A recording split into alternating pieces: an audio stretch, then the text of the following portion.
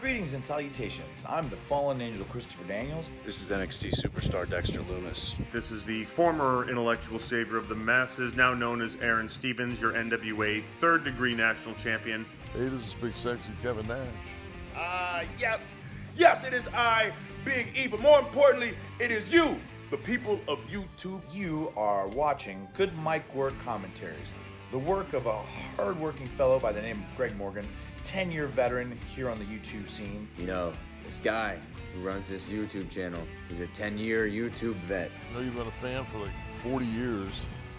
I've only been doing it for 30, so I guess we're fans together there for 10 of it. This is Darby Allen, and you're watching the Good Mic Work Commentaries. Good Mic Work Commentaries. Good Mic Work Commentaries. Good Mic Work Commentary. Yeah, you better watch this channel. You better watch all the videos. Check out good mic work commentaries on YouTube. Check them out. If you don't, we're gonna have a problem. You're welcome.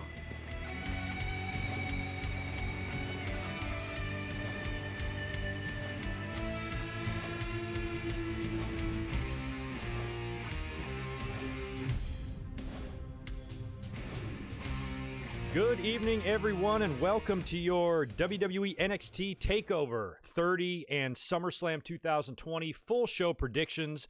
We got a lot to get into today, a lot of good matches on both shows to predict. We're going to touch on some wrestling news, too, before we get into all that. I want to talk Thunderdome stuff. We're going to talk about Renee Young. We're going to talk about the very horrible car accident involving Buff Bagwell, some information and news on the WWE draft and Bill Goldberg. We'll touch on a little bit of that since there's not going to be a Winged Eagle podcast this coming Saturday because we got to watch TakeOver. So this is kind of going to be it for me as far as, discussing wrestling news until we get to Saturday and Sunday night when I'm up here for TakeOver and SummerSlam reviews. So we'll try to touch on all of that as well. Then we'll open up with NXT TakeOver, predict what I have is only 4 confirmed matches by WWE, but I found a 5th one, and then the huge 8-match card set for SummerSlam. So that's what's on the docket here tonight. It's a nice, beautiful, hot Thursday evening here in San Diego, and I am off from work, so that's why I thought tonight would be a perfect night to come up here, hang out with you guys, predict these shows, and see if I can come anywhere close to getting any of these predictions right, because I'm really hoping for some monumental surprises at SummerSlam. You can't hit us with a tagline like you'll never see it coming and then not do anything or do something extremely predictable. So I think a lot of this stuff is going to be kind of hard to predict, but I've got some good ideas, and we'll do our best. Thank you to everyone that's here, was waiting, and hope you guys can hear me, right? Yep. All right. Looking good. We sound good. All is right with the world. So, yeah, happy Thursday to everybody. I am still yet to fully watch NXT from last night. I caught bits and pieces of it, and I saw the Pat McAfee and Adam Cole confrontation that I thought was really good, and we'll talk about that later. But that's really all I've seen of NXT. Didn't really see a whole lot more than that from last night. So I'm a little bit behind in that, but what can you do? Life is busy. Let me just hang out in here for the chat, for a couple of minutes before we dive into news and answer a couple of super chats and say hello to everybody. What's up, How Wheezy? Good to see a monkey wrench in here. It's going on, Ruben and Thomas and Jet and King and Stone Cold, Big J, WWE fan, Robert, Sam, Barry MK. What's up, King Triton, Lion, Ben, Adam, Indefinitely, Nate, George Morris with a $5 drop. Appreciate it, man. Hi, Greg. How are you doing? What is new? The guy that stalked Sonya Deville is a very sick man. Cobra Kai is moving to Netflix. Can't wait for season 3. That's a loaded super chat, and I agree with everything. I'm starting to get annoyed with the waiting for season 3 on Cobra Kai. I'm really, really wanting to see what happens, and I've been dying. It's supposed to be out in April, and now we might have to wait until the end of the year.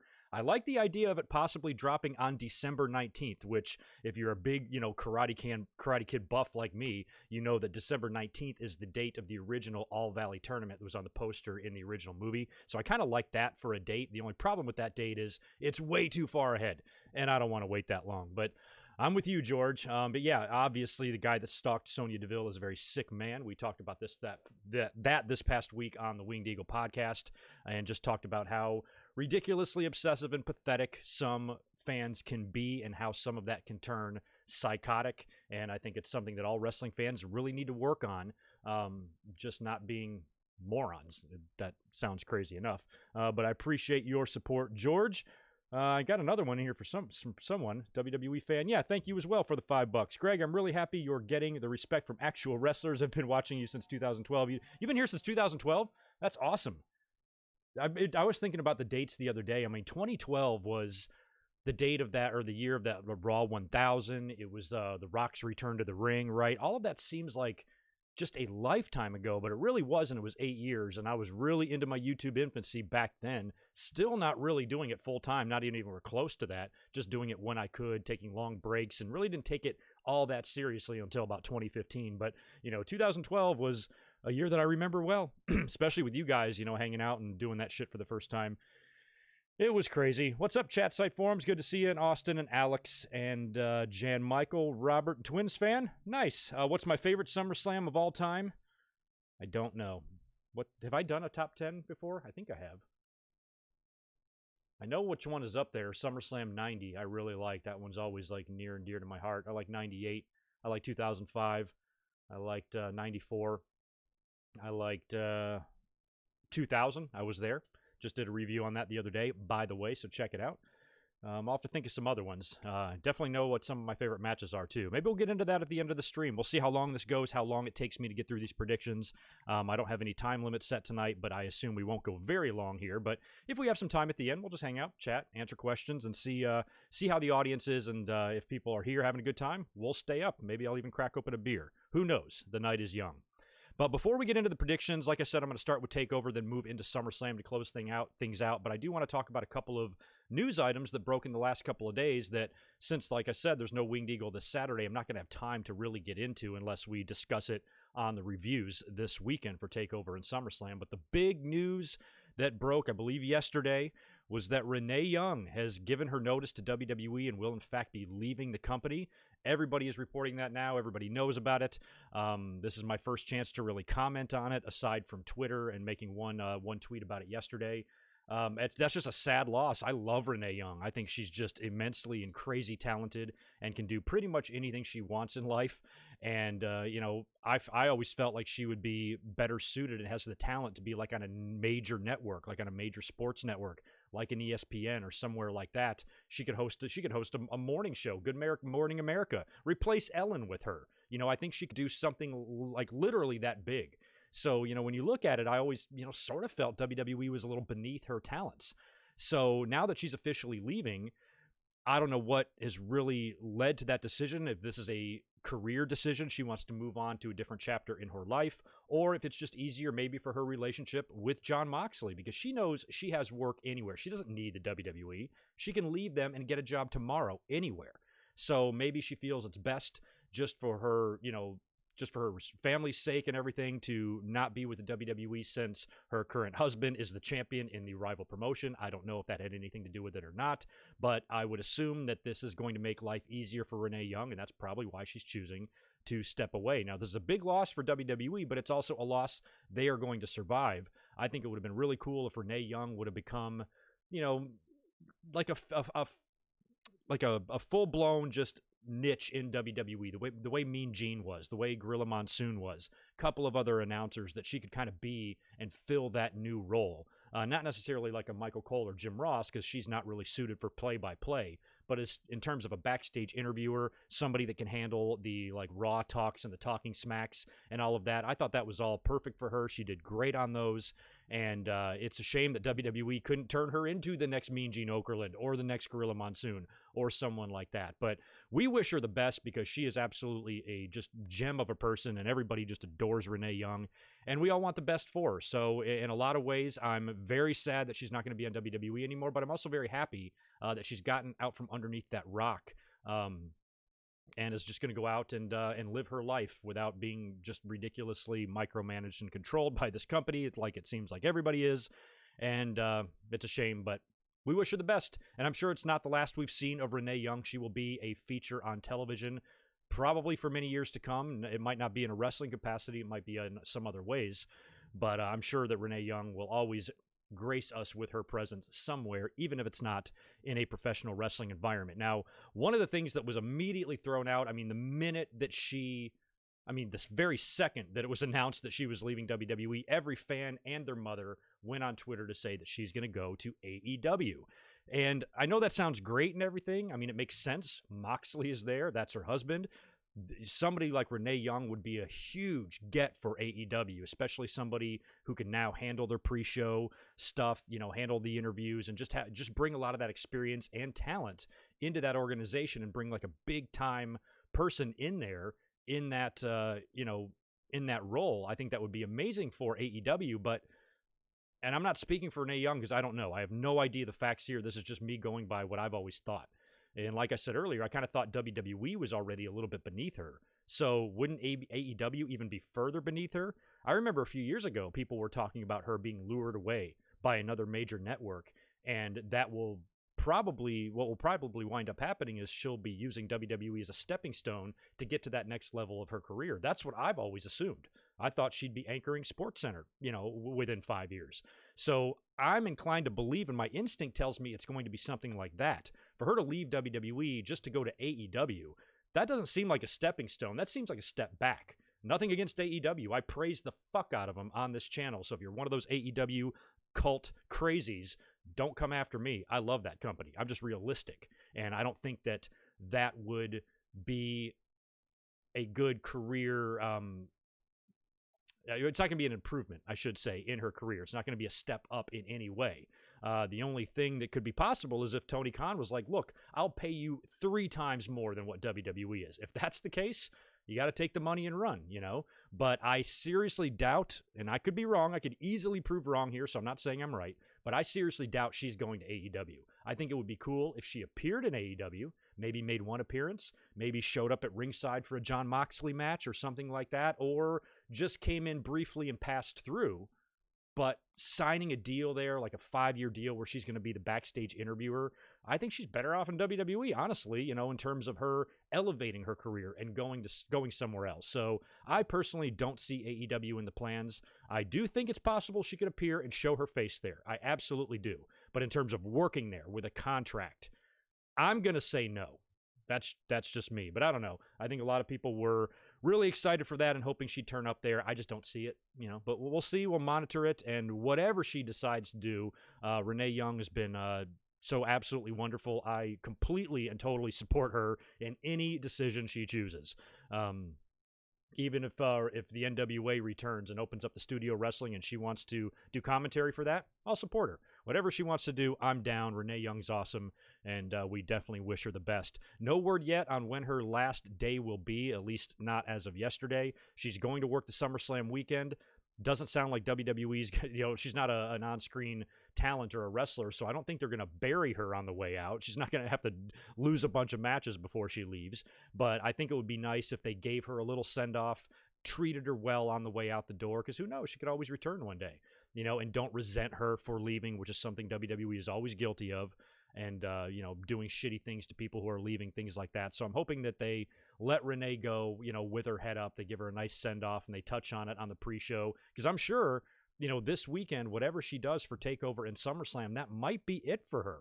You know, maybe the payback stuff, too, in a week, but I don't think a month from now she's really going to be there. I don't think. I don't know how long the official notice was, but I would assume she's just going to wrap up and leave. And that's sad. So I'm hoping they give her a nice send-off and everybody wishes her well, and it all goes swimmingly upon her exit of WWE. But that's kind of sad news, but also, you know, good for her. Before I get into the Thunderdome stuff, let me cruise up here and just knock out a couple of more super chats because we got some nice ones coming in. First one from Kevin Daly. Appreciate it. I'm not sure I've seen your name before, but I appreciate the $15. NXT completely sucks. No surprise. I appreciate your support, and I totally disagree.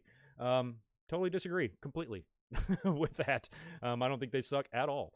MAB, appreciate the $10, dude. Renee used to host a WWE recap show on The Score here in Canada. That's right, I knew that.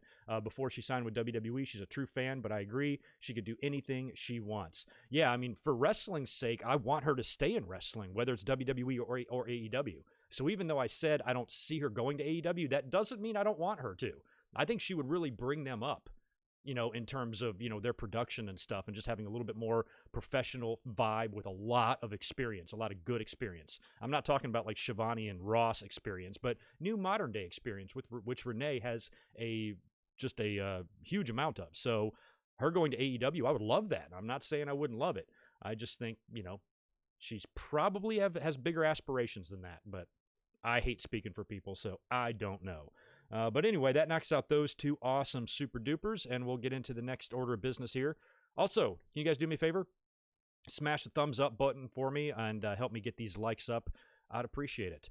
So a lot of pictures and even some footage has been released today of the Thunderdome setup that we're going to finally see for the first time tomorrow on SmackDown.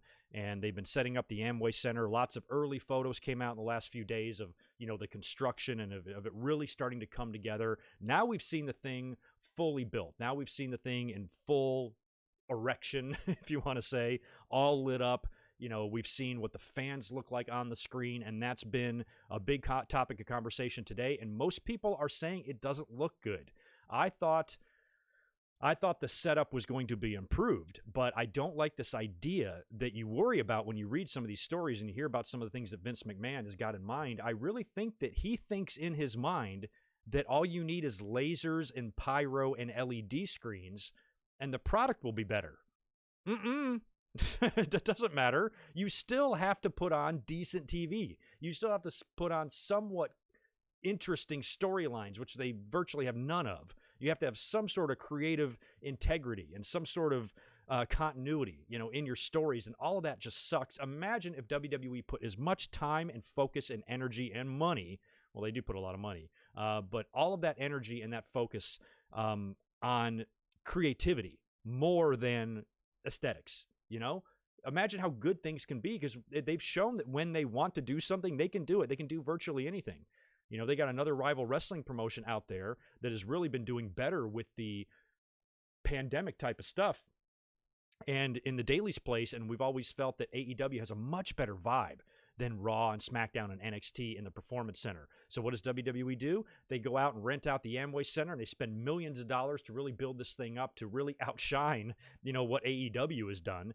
And I don't know if it's really, at the end of the day, going to help. It might turn out to be very visually distracting.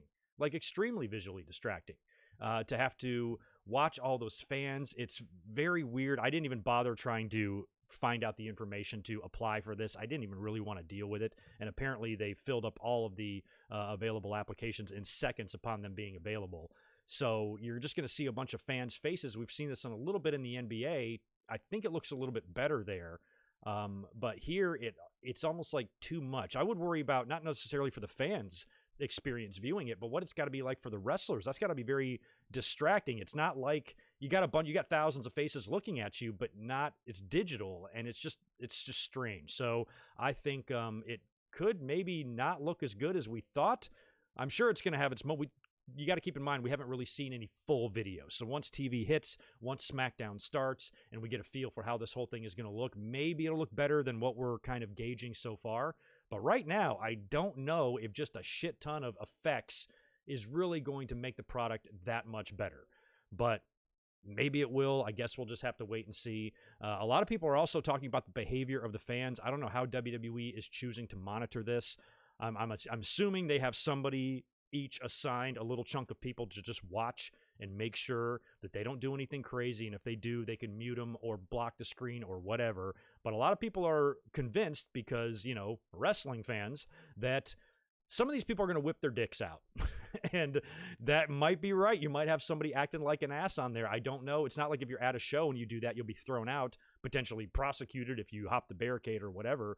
I don't know if you can have any real legal ramifications if you do something like that, unless you just want to get your 15 minutes of fame and be an idiot, and whip out your 1-inch dick. I wouldn't worry too much about that. You're not going to be able to see something 1 inch long on a little tiny screen, like way in the background of a show, because these wrestling fans ain't packing. That's for sure. Now, if this was all Batistas or something like that, that would be one thing. If it was just a sea of Virgils, then we could have a problem. And, the main reason I'm not on there, I wouldn't whip my dick out anyway, because, I would need like the wide screen, because it's girthy. So I'm not going to be able to even show it all. So I wouldn't even attempt that anyway, even if I made it on there. But I think people are right.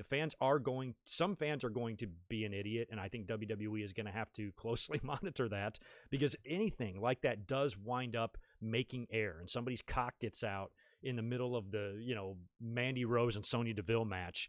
It's going to be all over social media. It's going to be all over Twitter, screenshotted all over the place. Everybody's going to be like, look at the dick. So WWE, if they want to spend all of this money to do all of this, they better have spent the money to take the precautions to make sure everything goes well and is monitored and all of that. So I don't know how many official screens and people are going to be, in attendance, but just watch them all carefully and do what you can. I'm not really sure with technology. I guess it's all done with Zoom, but it still feels like if you got virtual fans, there's going to be some sort of a delay or something, between what they're reacting to and what's going on in the ring. So I'm no science major or a computer man or something like that, but I think that might be a problem too. I just don't know. But they've done a lot of testing. It's all working. We've seen some pictures. I think some people have even worked out in the ring, or they either did that or a taping earlier today. So we've seen it, but tomorrow we'll have a much better idea of it. And I don't know. It's going to make SummerSlam better or worse. I have no idea. So, yeah, let me know all your thoughts on the Thunderdome. After that, I want to get into some pretty sad Buff Bagwell news, and we'll talk about a couple of other things, and we'll hit TakeOver. All right, I got more supers coming in. Gee, I got a $25 one. And, Kevin Daly, thank you for 25 more bucks to keep telling me that NXT sucks. Appreciate it. NXT, lower viewers and lowest ratings, less than 1 million. Yeah. No, I saw the rating from last night. I still don't know how that translates into they suck. Don't understand, but I really, really appreciate your support. Keep it coming. If you want to shit on NXT some more, go ahead and throw some more money at me because I ain't agreeing with you. WWE fan, appreciate the $5. Wasn't the Thunderdome the name of the triple cage in WCW? I knew Thunderdome was the name of something. Is that what it was? I don't think it was Thunderdome. You mean the one with David Arquette? Wasn't that the triple Lindy of Doom or something? I don't know. I don't remember what the fuck that thing was called. You guys have to help me. I remember WCW Thunder, though, on Thursday nights, which ironically is probably a better show than Monday Night Raw. How sad is that? Yeah. All right, next little order of business here. Really sad news regarding Buff Bagwell. Just want to read this to you real quick. He was involved in a serious automobile accident. I think he was by himself. And this is from the Cobb County Police Department Selective Traffic Enforcement Program. Unit is investigating a serious injury traffic collision that occurred on Cumberland Boulevard east of Cumberland Parkway on Sunday, August 16th at 5:20 in the morning. According to investigators, a black 2013 Chevrolet Tahoe was traveling west on Cumberland Boulevard, approaching Cumberland Parkway when the driver lost control while negotiating a curve. The Tahoe collided with the center median and metal fence within the median. Before continuing west across eastbound lanes, the Chevrolet then collided with the curb before colliding into a freestanding bathroom at the Cobb County Transit bus station. The driver of the Tahoe, 50-year-old Marcus Bagwell, was transported to Wellstar Kensington Hospital with serious injuries. Investigators believe Bagwell was impaired by prescription medication during the collision. So the old 1990s prescription medication plague still exists and still rears its ugly head every now and then. Bagwell was a part of that era that we all know. So many wrestlers were totally hopped up on prescription medicine, especially Somas, Vicodins, things like that, and a lot of wrestlers struggled to shake them over the years. Many died from these addictions, and the ones who are still alive are, maybe have suffered some effects from that. We've seen some videos lately of Bagwell. He doesn't look healthy. We've seen Marty Jannetty and what a mess he looks like, and a few others, but Bagwell still here in 2020 hasn't been able to kick this addiction or this habit. And when you read things like that, he's just probably constantly fucked up, and that's sad. I'm glad he's alive. I don't know what the extent of his injuries are. I didn't read that, didn't see any more news about that, but they appear to be serious, and I'm hoping that he can just recover from this, because if this is not your wake-up call, what is? If you let it get to this point where you're probably falling asleep at the wheel, crashing over medians, through fences, and into bathrooms, you got a problem. So Marcus, let this be a wake-up call to you. We're all pulling for you, and hopefully you can get your act together. And sometimes that's what it takes.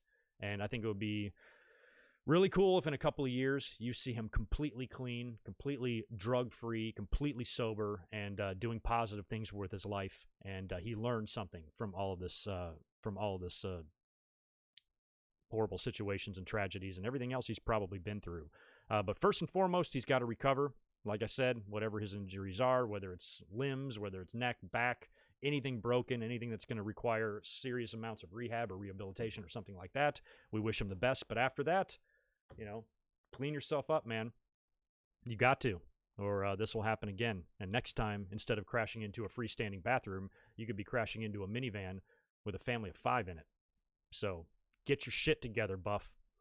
All right, next up we had Triple H all but confirming the WWE draft for the later this year. And the only reason I wrote this down is because I don't think it's necessary. I don't know why we're doing another draft. I don't know why WWE tries to get fans excited for this. And I don't know why they constantly feel like they need to bounce talent around. You don't have time for anybody to really grow a legacy on one brand, because 6 months later you move them. It feels like we just had a draft, or we just had a shakeup or something. We've also had, what was that thing they did where they could have a 4 people a week or something can go to a show or some bullshit. Then they did the brand-to-brand invitational. There's no reason to have a draft. If you want to move people, just move people. Just make some shit up. We traded this person over there. But when you shuffle another 25 wrestlers, these 5 are going to go there, these 5 are going to go here. Fans can't keep track of this shit. It's so annoying. I just don't think a draft is even necessary at all. Sure, there are some people on each brand that I wouldn't mind seeing on the other brand, but we always say that. And I don't know what kind of big moves you could do that would improve the product or the ratings at all. It's not about where the talent is. It's not about how much talent you have. It's not about how much pyro and how many lasers you have and how many LED boards you have. It's about putting on good creative storylines that the fans can get invested in, and they don't do that. Regardless of where the talent is, they do nothing on TV, virtually nothing that sparks my interest literally at all. At all. Every now and then, I can watch Bayley cut a promo all day. I can watch a Sasha or Asuka match all day. I can watch R-Truth chase around that 24/7 title and get a chuckle. Other than that, I don't give a fuck what they do. So I don't know. I just don't think a draft is the answer to anything. I don't think it's needed. You can't even do anything with the talent you already have on these shows. Shuffling them around is just going to mean you're not going to be able to do anything creatively with those talents either. I think their problems are so much bigger than what they're trying to do. They're trying to fix everything that's not necessarily broken and ignore what's really broken. And it seems like that's their motto. And I don't know why they do that. So anyway, WWE, we'll see how your draft goes, but I'm not optimistic. I don't care, and I don't care where anybody goes. Move Braun Strowman to Raw? Fine, sure, I don't care. Whatever you want to do, WWE. Also, a little bit of Goldberg news here, too, because Goldberg recently did an interview that I read the transcript of, and he had mentioned that he still has another 2 years on his current WWE deal that has him, contracted to 2 matches per year. Now, he's already done those this year because he beat Wyatt in Saudi Arabia, and then he lost to Strowman at WrestleMania, so he's already exhausted his commitments, is what he said. So the next couple of years, apparently we're still going to get a minimum of 4 Goldberg matches before he officially retires, I suppose, or maybe he even signs on for another deal. So I don't know, if they convince him to come back early before the end of the year, or if they hold him off, if it's possible that we could see him on Sunday for SummerSlam, if he makes a run in somewhere. But given the fact that he was supposed to have that match with Roman Reigns at WrestleMania, I think one of those matches that he has left is going to have to be with him. Maybe his final match, maybe putting over Roman at the end of another 3-match win streak or something like that. I don't know. But whatever he does, it just better not be for the fucking title, man. I am sick and tired of. I was almost okay when he first came back. Even the second match he had with Lesnar at WrestleMania a couple years ago, I thought was good. He impressed me, and I thought they both did a lot better than they did in the WrestleMania 20 match. And I'm like, you know what, Goldberg in the right situation and a match booked right, he can be fine. I can live with him, and he didn't really overstay his welcome. He did beat Kevin Owens in a bullshit way, which I hated, but he dropped the belt a month later. He wasn't holding it, for a year or whatever the hell. So I didn't even really mind that. I even liked his little farewell speech. But where it all ended for me was when he came back and he killed that character in The Fiend that WWE had spent so much time and energy repackaging and making into this new character that was hugely over. Everybody was into The Fiend. I saw very few critics of The Fiend. And it all started going downhill when they fucked up that Hell in the Cell match with Seth Rollins. And then I guess they felt like they had to put the belt on him.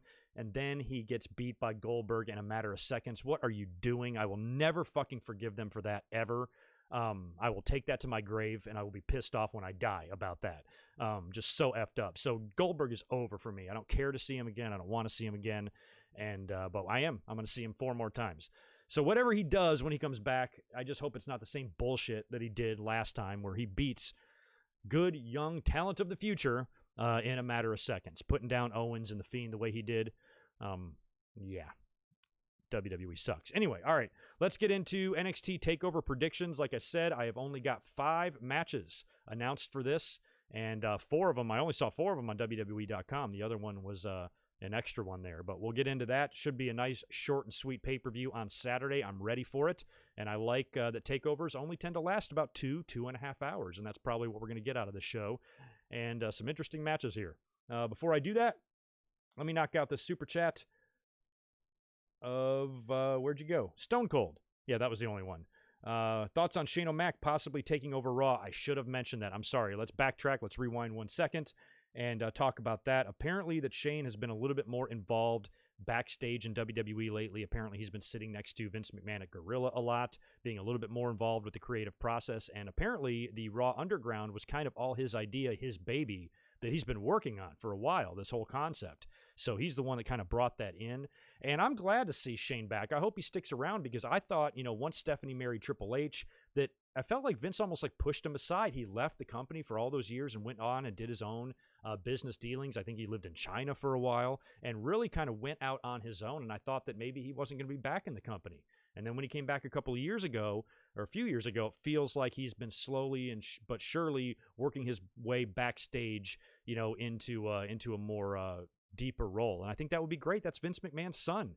I would rather see Vince pass it off to him, to be honest, or at least Shane be heavily involved in it, because that's what we all assumed as fans until Triple H really started taking the lead and becoming an executive and a VP and all that stuff. And it kind of looked like, oh shit, he might be the next Vince. So in terms of Vince's successor, maybe he's putting something in place where you're going to have, more than one Vince, which you need. Vince wears a lot of hats, and I don't think any one human being can be asked to do that. So if it's spread out, and you got Triple H, Stephanie, and Shane all kind of collectively running the company together, I think that would be better, provided that they don't have any internal issues with themselves. Because once you get them fighting with each other, and there still has to be one person in charge. There still has to be one person with the final decision, the final say. And with 3 people, you could always vote, because you're guaranteed to have a winner there, but, maybe there's hard feelings or something like that. I just hope there's no tension or anything like that between these 3 if they actually do have to start realistically thinking about taking the company over from Vince exclusively. And as far as Raw taking over, being taken over by Shane, I think that would be great in terms of getting Bruce Pritchard out of there, because having Bruce in charge of both shows after you... Holy fucking shit. Something just fell off my shelf there. Anyway, having Bruce in charge of both of those shows after you already let go somebody who was really talented and really smart, and Paul Heyman I think could have done just fine, they decided to replace him with Pritchard. Now he's in charge of both shows, and the shows weren't good with separate writers. Why are they going to be good with one writer or one head of creative? And Bruce is spread very thin. He's very tired. He's very exhausted. I would be too. It's too much for anybody to take on. So I think if the shows had separate people in charge of them, that would be great. But as we've seen, every time WWE's attempted that, it's also failed.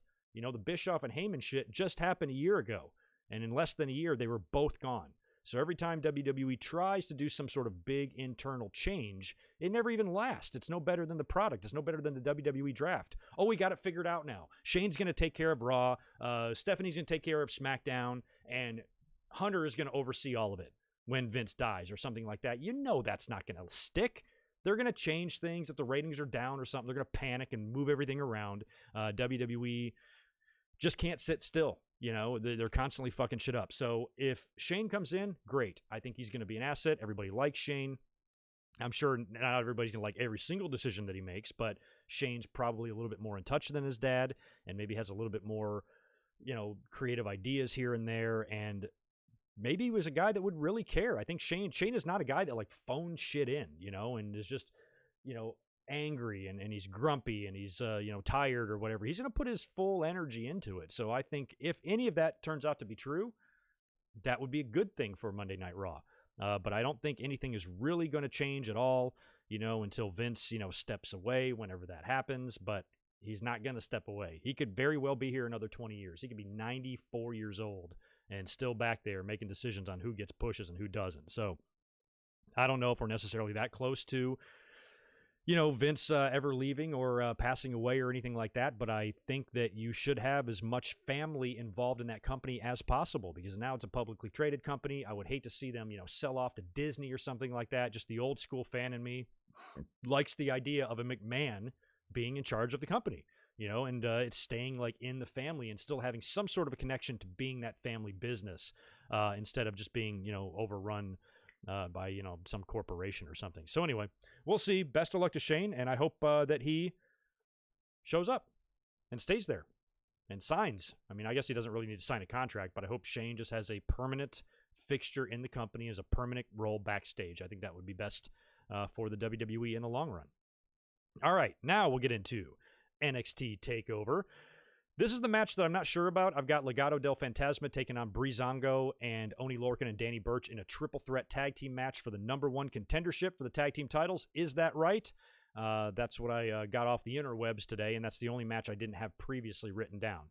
So between those three teams, I'd go, I'm going to go Fantasma, because you already have Santos as the Cruiserweight champion, correct? So if they do the deal where their faction has all the gold, that might be good. And, I just think they have a lot more momentum than Breezango and Lorcan and Burch. So who knows there? But if that match doesn't in fact happen, I'm picking the bad guys, Fantasma, to win. We've got Adam Cole taking on Pat McAfee. Now, I will say on NXT yesterday, that was a great segment. And I said that about Pat McAfee. I've always thought he comes off as a douchebag, which is why I think he's a great heel. He's a little bit obnoxious to me. I did have his back a little bit. I was horrified by that story of WrestleMania a couple of years ago when Michael Cole chewed him out for wearing shorts. And I ranted pretty hard on that at the time. I'm like, if I was Pat McAfee, I would have gone up there and punched his jaw off. I swear to God, to talk to me like that and to fucking undress me like that in front of everybody. Oh my God, it would have been the worst day of Michael Cole's life. So maybe Adam Cole is getting revenge for his father. Could be. But other than that, other than really hating that story and really having McAfee's back there, I don't really care about him otherwise.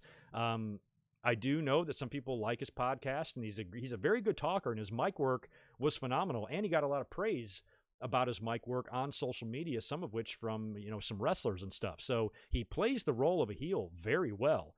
And this is this whole situation, I feel, is just kind of like by default turned Adam Cole babyface. It definitely feels like he's working face here. McAfee's working heel. And he did a great job on the mic, just really kind of putting down Adam Cole. He seems comfortable on the mic. The guy knows how to shit talk. I even saw him come out, I think it was last year, the year before, he came out and did he made an announcement at an NFL draft. I think he was announcing a pick for a team or something like that. I can't remember where they were now. I want to say it was like in Indianapolis or somewhere like that. And he goes, I've been here a lot of times, but you guys have probably never seen me because I'm a punter and we never punted against your team. So that was pretty funny. So he can be funny and he can be really easy to dislike. And now he's taken out on Adam Cole, a guy that's pretty beloved by the wrestling audience. Everybody respects Adam Cole. His only knock is his size, but in the ring, he's fantastic. And, he's kind of like a pet project of Shawn Michaels and Triple H, and they've really been guiding him. And I don't think you can really get any other better guidance in terms of in-ring work than Shawn fucking Michaels. That'd be like LeBron James teaching how to fucking dunk. So that's all good with Cole. I would really hate to see him drop a match to a guy that's having his first match, because we're having two people this weekend having their first match ever, right? McAfee and Dominic. So are they both going to lose, or is one of them going to win? I don't know. I can see McAfee getting a bullshit win the same way he punted Adam Cole off the desk there if he catches him in a weird situation, or if he has some backup in the form of more NFL guys to combat Undisputed Era, or if Undisputed Era turns. I think if any of that happens, then Cole will lose. But if it's just somehow just a straight-up match, I can't see how he loses. I can't see how Cole loses to this guy. Like I said, unless he has a ton of help, a ton of interference, or something like that continues or progresses the feud even more. But I'm going to pick, just because the wrestling fan in me can't allow me to pick Pat McAfee, I'm going to pick Adam Cole to win this match. I think he should. Next up, we've got the women's NXT title on the line. Io Shirai defending against Dakota Kai. I'm real tempted to pick Dakota here. I think it's a bit too early for Io to be dropping the belt, but I feel the same way about Keith Lee. I feel like maybe one of them will drop the belt. So I went back and forth on this. I think having Dakota Kai win would be a nice surprise. She's got Raquel Gonzalez back with her now that could play a role, and I think she will be NXT champion one day. I think she's a pretty decent heel. I like Dakota. So I wouldn't be opposed to her winning the title, but I just couldn't do it. At the end of the day, I got to stick with Io Shirai. I feel like we haven't seen much of her since winning the title, or we see her a lot. Haven't seen many matches with her either, I don't think, on TV, not that I can think of. So I could see that maybe if some momentum was lost, that they put the belt on Dakota so you can have an awesome heel run with it for a while. But I think at the end of the day, I'm going to still predict Io Shirai to retain the title there, because we're going to get one new champion at least here in the ladder match. And of course, we've got the big North American title ladder match for the vacant title. It's going to be Damian Priest taking on Bronson Reed, Johnny Gargano, Velveteen Dream, and Cameron Grimes. Now, there's only one guy I can pick for this because I picked him right from the start.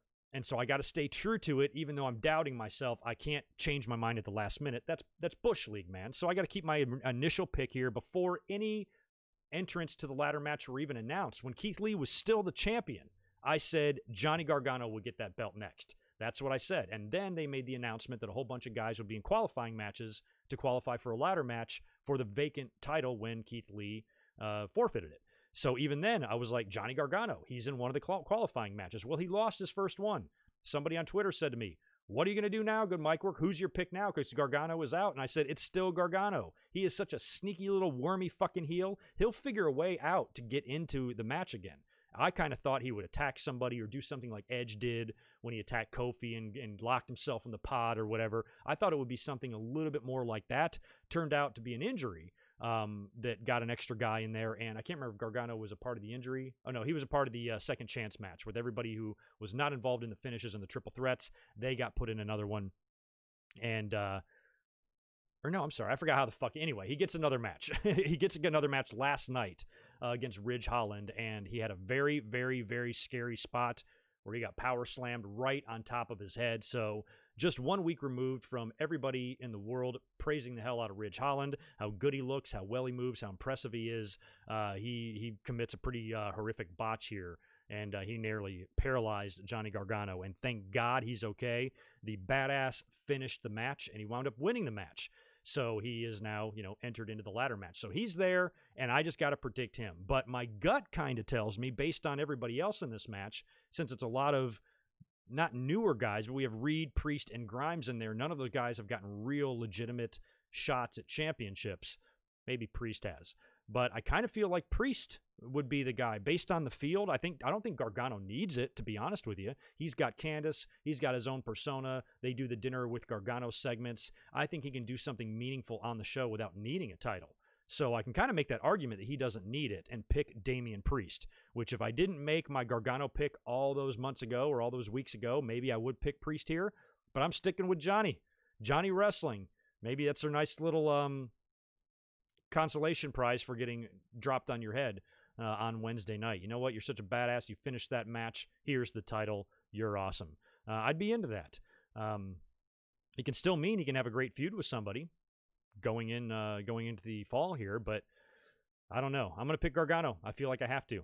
It's my obligation to pick Johnny Wrestling to win the North American title, and it's a belt he's had before, so he'll be a 2-time champion there.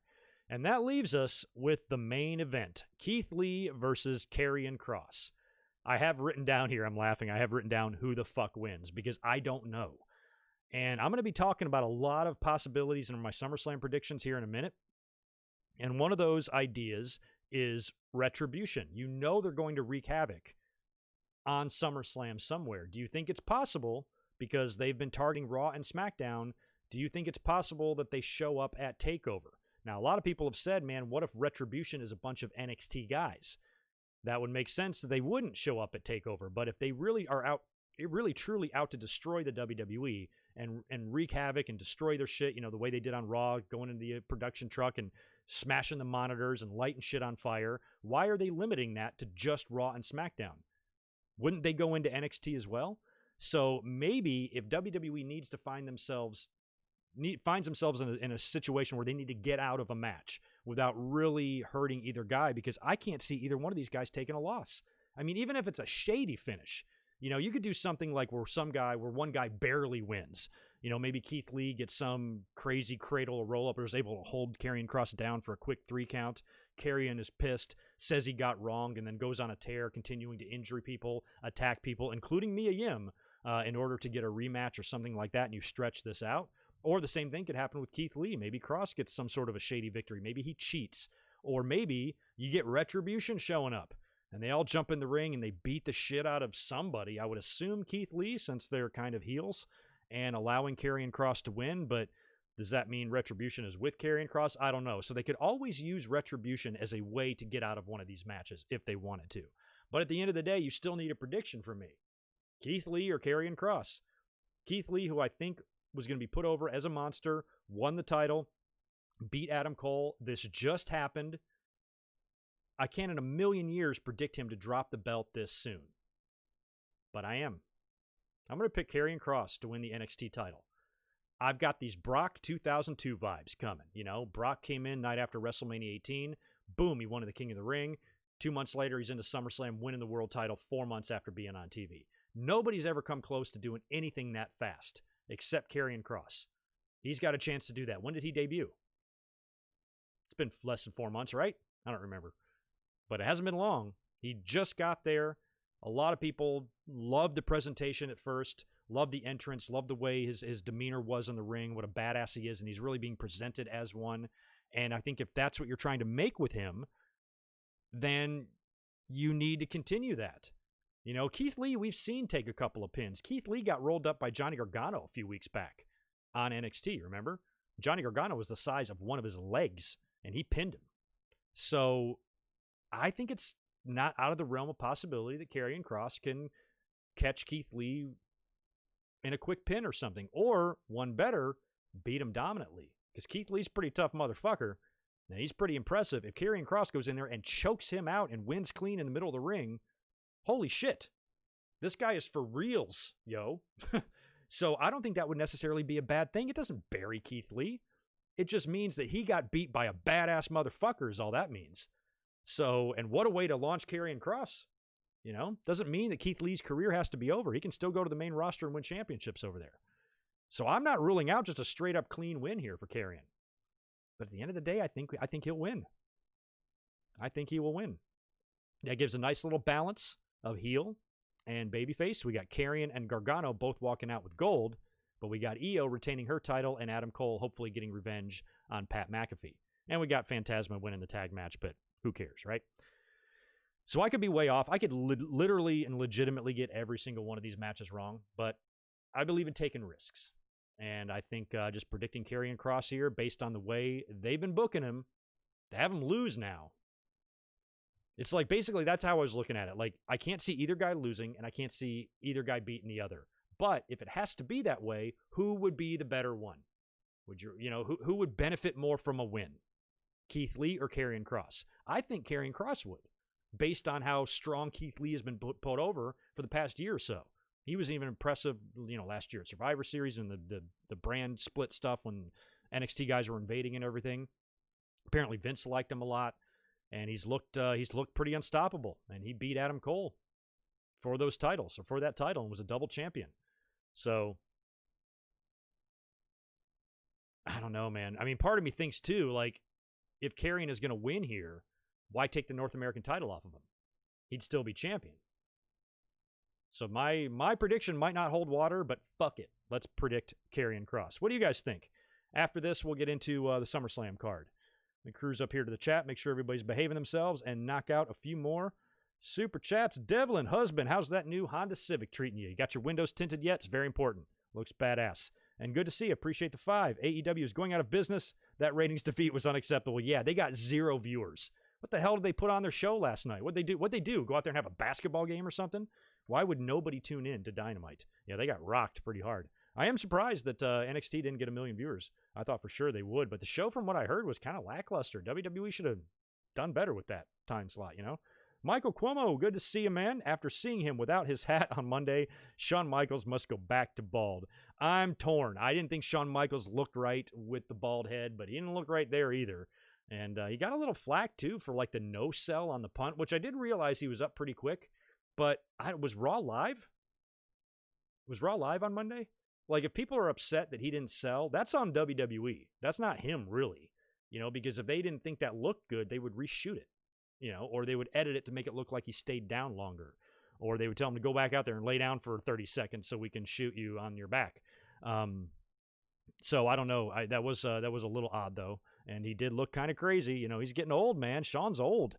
He's not the sexy boy anymore. My God, not anymore. He's not out at bars hitting on women. He's going home and enjoying some nice Metamucil on the rocks and hitting the hay after some Murder, She Wrote. So, yeah, Shawn, old man now. Old man HBK. All right, was that all the Super dupers. Yeah, all right. Pretty decent audience in here for a random Thursday night when I'm never here. So do me a favor, smash that thumbs up button if you would.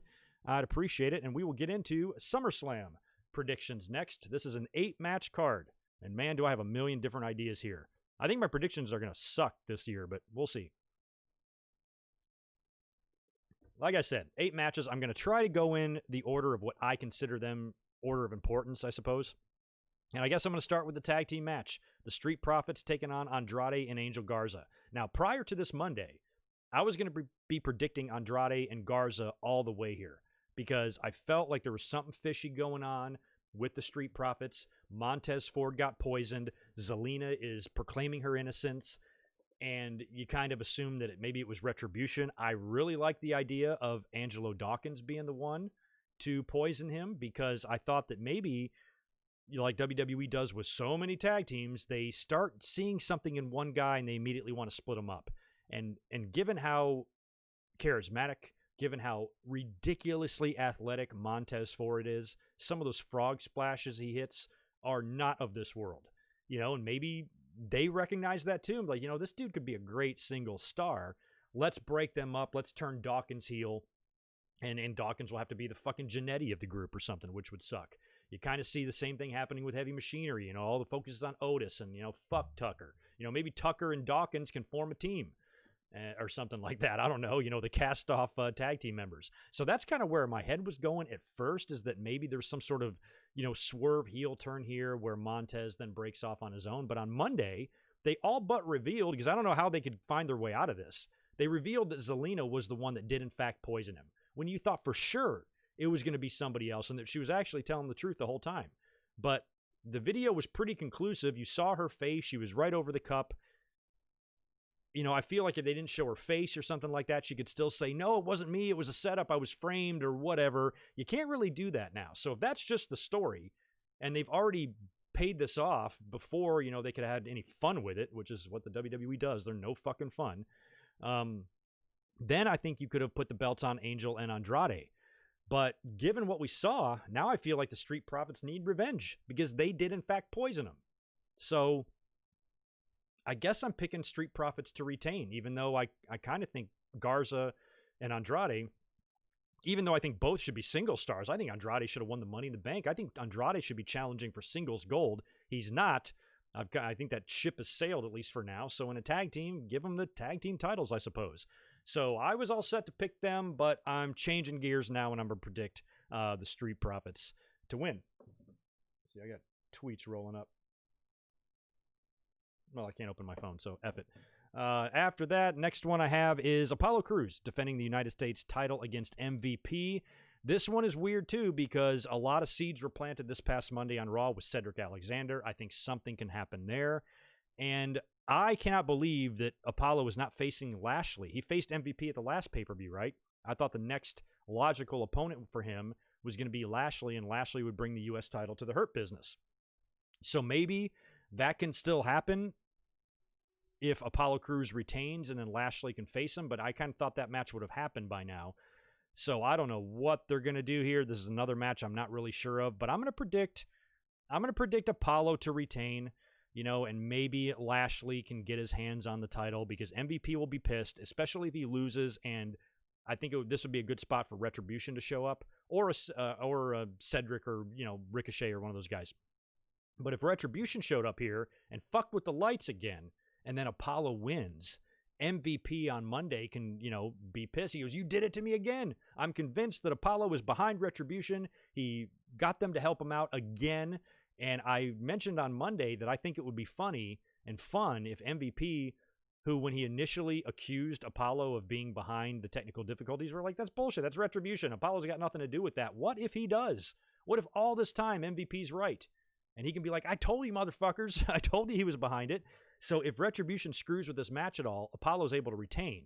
MVP's going to be pissed. He'll be out on Monday night, saying that Apollo was behind it and I'm proven right or whatever. I demand a rematch. And then, maybe Lashley yanks the microphone out of his hand. He's like, look, I love you, MVP, but you've had 2 chances. If you want to guarantee that this belt comes to the Hurt Business, you put me in the ring with him. Let me get that belt. I won't let you down. It's my turn, kind of thing. And then maybe MVP's like, all right, big man, go get it. And then you get Apollo and Lashley either at Payback or down the road. But for this match, I think it'd be kind of cool to see MVP with the title back, just because that's like a throwback. How long did he hold the U.S. title when he was champion back in the 2000s? Like a year, right? So maybe that would be a fun little, flashback or a nostalgia run for him. But he already had that belt with him on the talk show, and he had it around his waist a couple of times. So we've seen it and felt it and all that. So I'm going to go Apollo to retain the United States title. We've got Mandy Rose taking on Sonya Deville in the hair versus hair match. This one I like a lot because I haven't seen a hair versus hair match in a while. I think that this is going to be fun. I like all the work that they've been doing on TV building up to this. I thought it was an awesome brawl a couple of weeks ago when Sonya cut her hair, and another good one when Mandy jumped her on the outside of the ring on SmackDown, and they fought with each other. You can really feel this.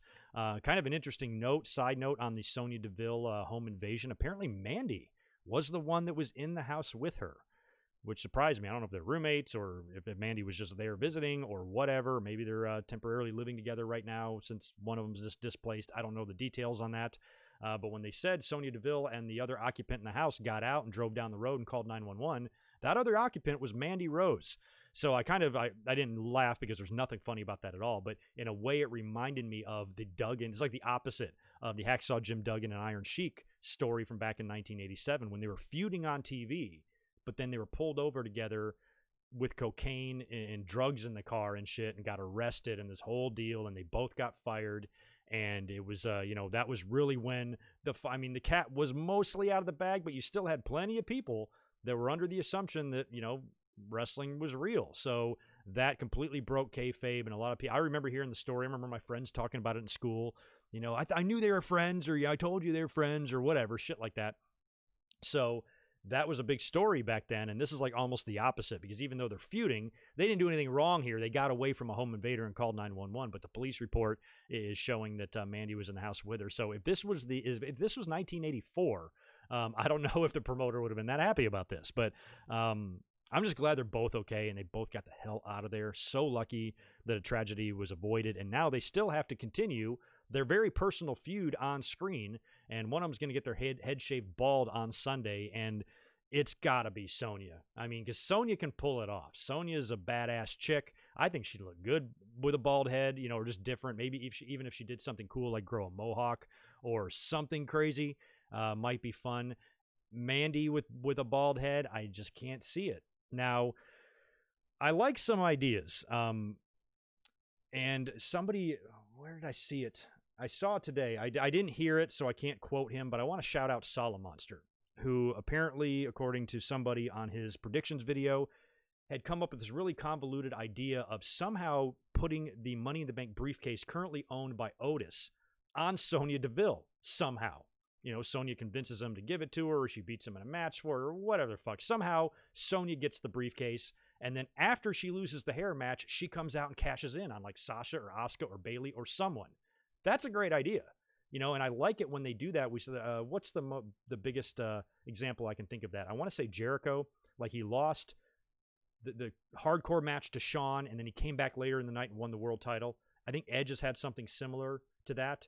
And that would be a pretty cool visual to see Sonya be completely shaved bald, but then come back out later and cash in a briefcase and win the title. And, it's like the loss didn't even matter. Now she's got a whole new identity. She's the champion, that sort of thing. That would be fun. But maybe instead of putting it on her, maybe there's a way to do like a heel turn or a double turn.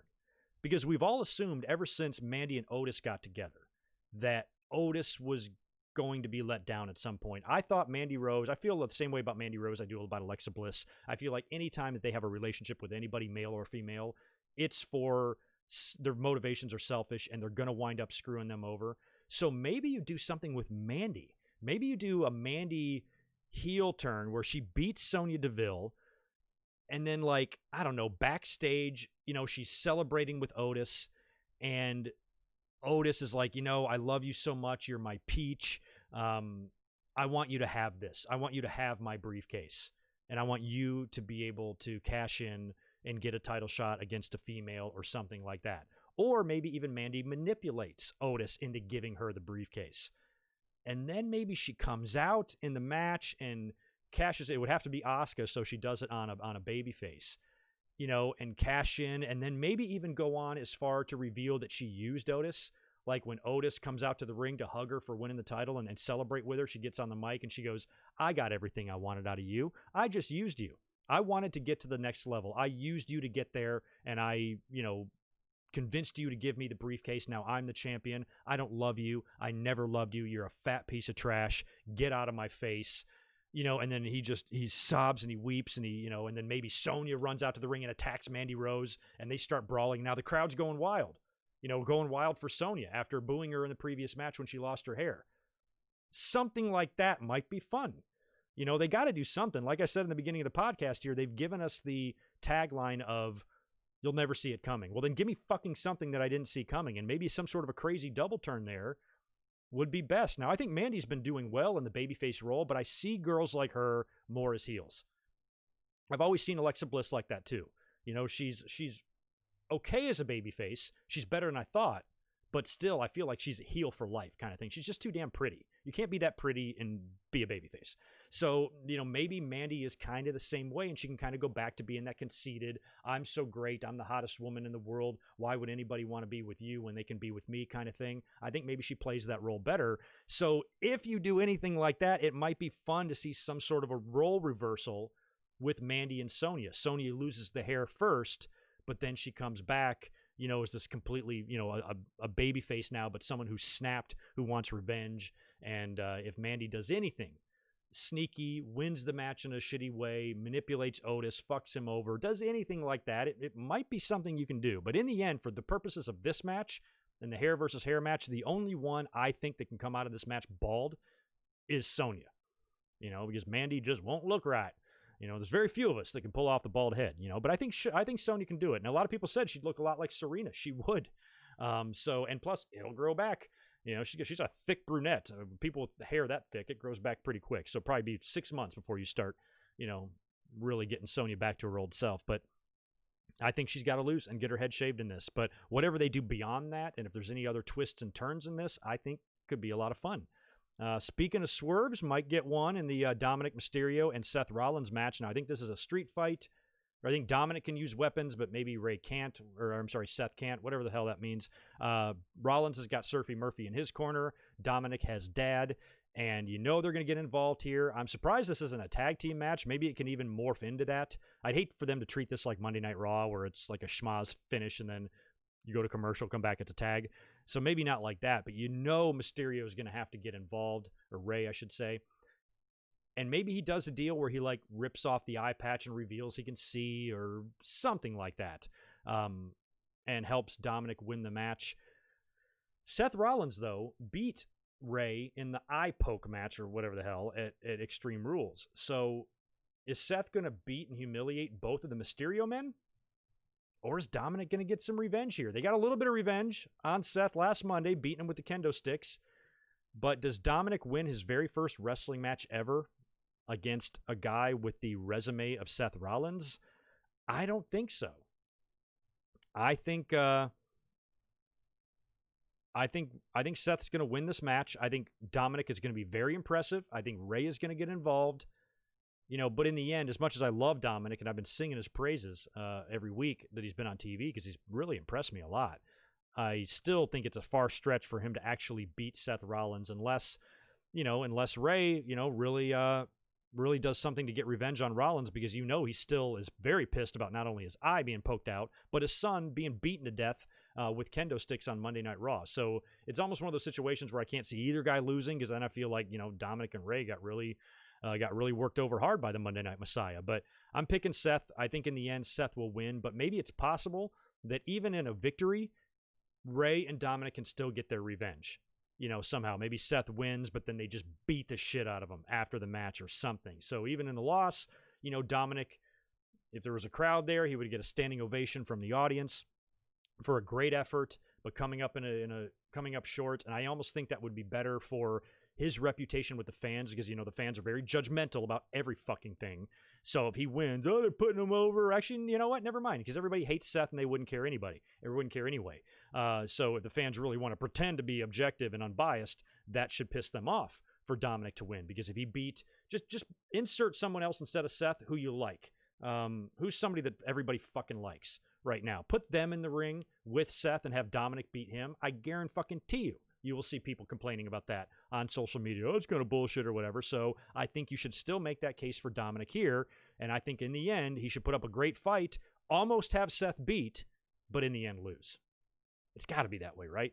So I'm picking Seth Rollins to win, and then maybe that leads to the final blow-off, either a tag match at Payback or one-on-one Seth Rollins and Mysterio, where Ray and Dominic finally get the last word. But I think for this match, I think it's going to be Rollins. It just feels like it has to be. All right, so now here's where things get nuts. We got to talk about these women's title matches because I don't know what to make of this, and I got a million ideas. First off, am I missing any super chats? Yes, I am. 3 of them. 4 of them. Nope, 3 of them. Okay, let's go back to the first one that I missed. Ruben Litton, good to see you. Appreciate the $5. They announced Balor versus Thatcher earlier. Thank you, Ruben. Thank you for that. I actually saw that, and I didn't write it down because I suck.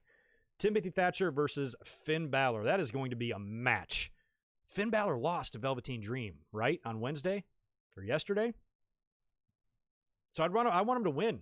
I like Thatcher though, man. I'm gonna predict Balor in that. So you can insert that into the previous NXT predictions. And I'm sure some other of you or some more people have told me about that match. I just didn't see it in the chat there. So I apologize for that, not having my shit together. But yeah, let's go Balor over Thatcher in that. WWE Fan 22, appreciate the $2 more. So the rating for AEW was 0. I'm confused. Yeah, nobody tuned in. I don't know. So weird. Not sure why that was, but yeah, I guess people just didn't want to watch last night. Oh well. There you go. You got it right. $2 more to tell me that you forgot AEW is on Saturday. Yeah, don't forget they're going head-to-head with TakeOver. And I'm going to be focused on TakeOver, though, because we're going to be coming up right after the show to review it. If there's any information I know about Dynamite, we'll talk about it, but I'm not going to try to watch both. At first, I thought I might, but nah, let's just do the TakeOver review because that's what's important. Antoine, good to see you. Appreciate the 5. I disagree. I think Dom wins for the shock of the night.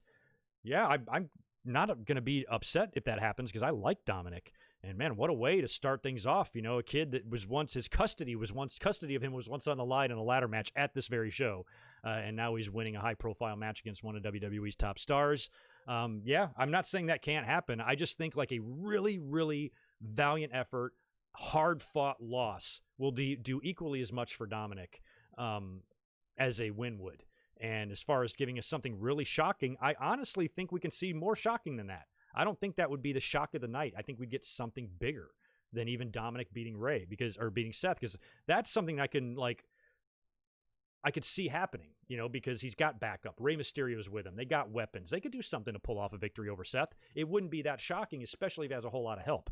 Now, if it was no if there's no Rey and no Buddy, and they weren't on the outside of the ring, it was one-on-one straight up, and Dominic choked him out in the middle of the ring and tapped him out for a clean win, that would be shocking. But I think a match with all sorts of chaos going on and all sorts of interference and guys flying in from the ring left and right and Dominic, you know, picking up a quick win over Seth Rollins would not be as shocking as maybe you think. But I'm cool with kind of whoever wins that match because, like I said, I like Dominic. All right, let's talk about the women. Now, you guys have to help me. I even asked for help on this on Twitter a couple of hours ago, and I didn't really get a good answer. Oh, that's hysterical. Barry.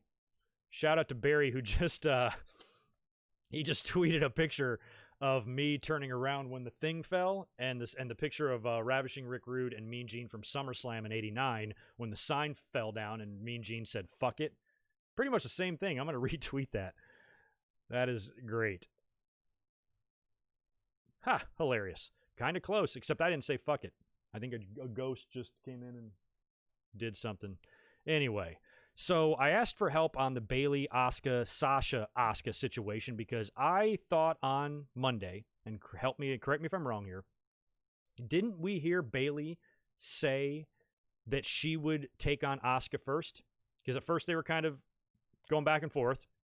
You're my best friend, you can go first. Oh no, you're my best friend, you can go first. They were both trying to pawn it off on the other one. And I think it was Bayley that eventually agreed to do it, right? So you can literally do like 6 different options here, and that's why it's so hard to figure all this out. To me, it depends. I don't think I can accurately predict this unless I know what the first match is. So if it's Bayley and Asuka, then I can think that. But I mean, I almost think they should reverse it, because here's the thing. A lot of people are talking about Asuka 2 belts. And I think that's going to be the big question of the night. Is she going to walk out with 2 belts? Ooh, Roman coming back to help Seth turn heel. I'd be into that too, Antoine. Thanks for the 2 more bucks.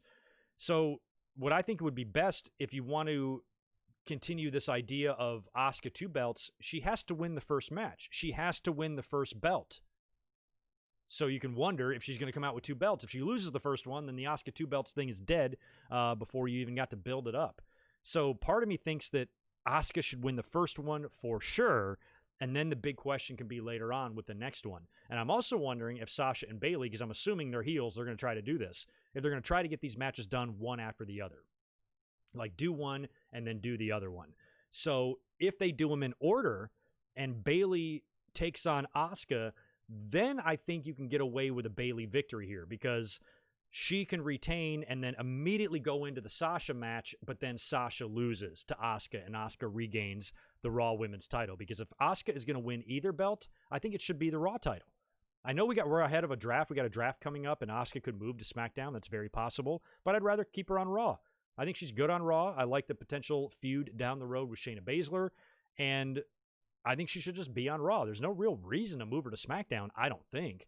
So between those 2 belts, I think it should be the Raw title. So you could also have her beat Bayley and then beat Sasha, and then maybe drop one of the belts back to him at Payback or something, but they got to defend the tag team titles. So there's a whole bunch of different things you could do here. But what I would do, like I said, is have Asuka win a minimum of 1. So let's reverse it. If WWE decides to put Sasha versus Asuka first, but I don't think they're going to do that. If it turns out to be Sasha and Asuka, then I think Asuka wins the Raw Women's title back. And then later on, she loses to Bayley. Now, Bayley has been champ for what, a year? It's got to be coming up on a year. I have no idea how long. Feels like a year. That should be kind of a big deal when she drops the belt. And it shouldn't be like a mid-card type of deal. I don't want that to be the opener or anything like that. I think that should come later on in the show. So if Asuka wins, or if Asuka faces Sasha first, I think she should beat Sasha for the Raw title. And then you can really kind of swerve the fans here with the Sasha and Bayley relationship, because we all assume that, especially if only one of them drops their belt, that's going to create all sorts of tension. But what if it doesn't? You know, what if Asuka beats Sasha in the opening match, and then later on when she faces Bayley, Sasha, who just lost the belt, let's go one better. Let's say Bayley tries to interfere on Sasha's behalf and fucks her up and costs her the title. Then Asuka goes into the ring with Bayley later, but instead of being upset and mad at Bayley, Sasha comes out and helps her retain. And be like, look, mistakes happen. I'm very mad that I'm not the Raw Women's Champion anymore. I wish you wouldn't have done that, but at the end of the day, you're still my best friend and I still love you, and that's why I came out to help you win the title. And the fans are like, damn, we thought it was going to be a big turn or whatever. But according to Monday Night Raw, Bayley gets the opportunity first. She's got to face Sasha, Asuka for the SmackDown title. So if it's going to happen the way they said it on Raw, and it's Bayley and Asuka first, then I would predict Bayley to retain. Maybe with help from Sasha.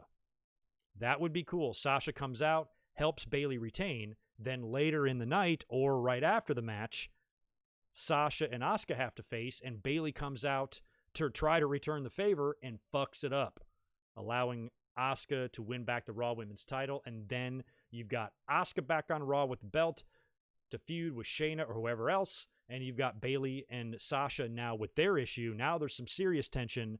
And now Sasha's like, you screwed me out of my belt, I'm going to take yours, kind of thing. And they got to defend the tags at Payback.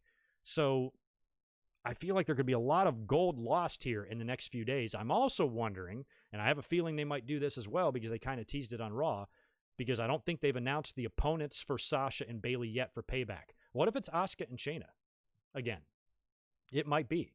So they could drop their belts to them, and then you've got the situation on Raw where you've got the champions kind of feuding with each other for the women's title, much like Sasha and Bayley might be doing on SmackDown. You might have the same thing kind of thing going on there. So I don't know. So here's what I'm going to do. I'm going to predict Bayley to retain because she's been champ for so long. As much as I would love to see Asuka 2 belts, I think her storyline, as long as she's been champion, the person she needs to drop that belt to is Sasha. because that's a long run. She's been owning that title for so long. Dropping it to Sasha would make the most creative sense to me from a storyline perspective. So that's what I'd like to see. So I'm going to predict Bayley to retain over Asuka with some help.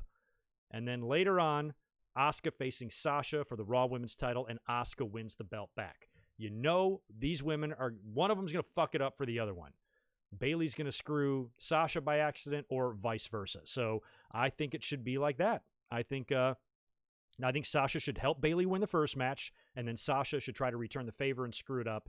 I keep getting these women confused. Bayley should try to come out later and return the favor, allowing Asuka to beat Sasha and screwing up the finish there. So just to recap, since I always confuse these women's names with each other, I'm going Bayley to retain over Asuka and Asuka to defeat Sasha Banks for the Raw Women's title and walking out with one belt. That's what I think they should do. But as you can see, as I kind of laid out here, you can literally do 5 or 6 different things. And I was the one right off the bat. I was the one that was calling for Asuka 2 belts before they even announced it, before the Battle Royal even happened. So I'm like, get Asuka over to SmackDown somehow and get her to challenge for both at SummerSlam, because after what Bayley did to Kyrie and Sasha beating her, she's got revenge to get on both of these ladies. So taking both of their belts away from them would be a great way to accomplish that. But, do we want to keep doing that 2-belt thing? I'm not a big fan of that anyway.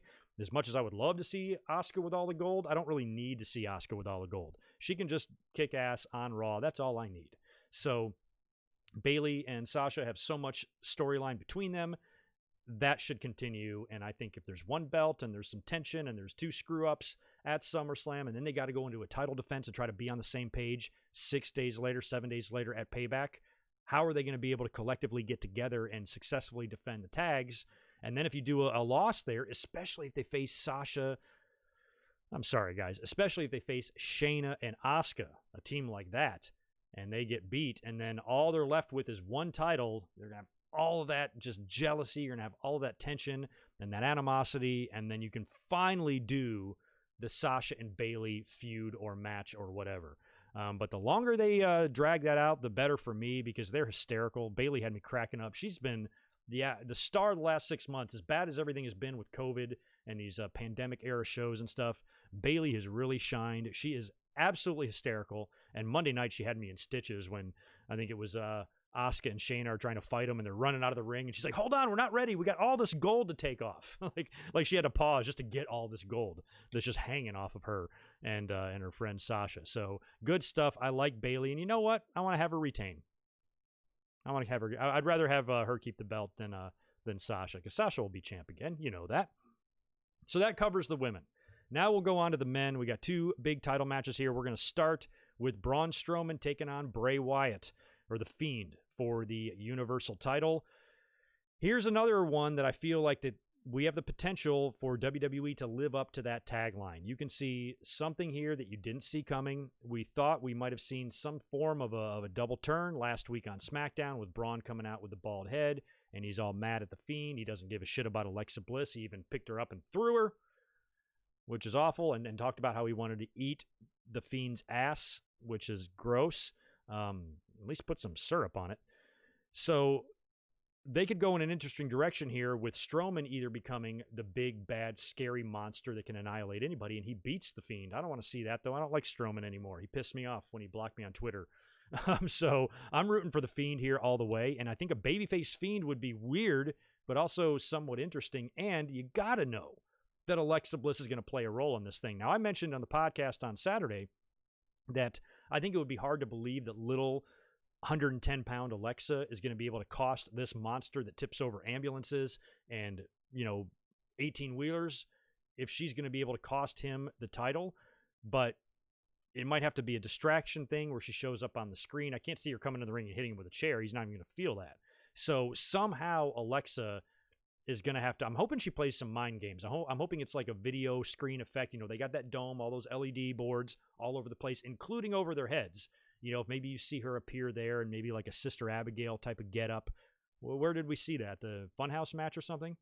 Something like that, where she's, maybe turned evil or turned to the Fiend's side, and she gets revenge on Strowman for what he did to her, allowing the Fiend to catch him in the claw or something like that and win the title.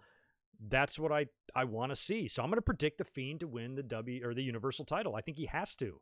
I think he has to win the title here. I think Strowman was already just a placeholder anyway. The only reason Braun Strowman is champion at all is because Roman was like, fuck this, I'm out of here.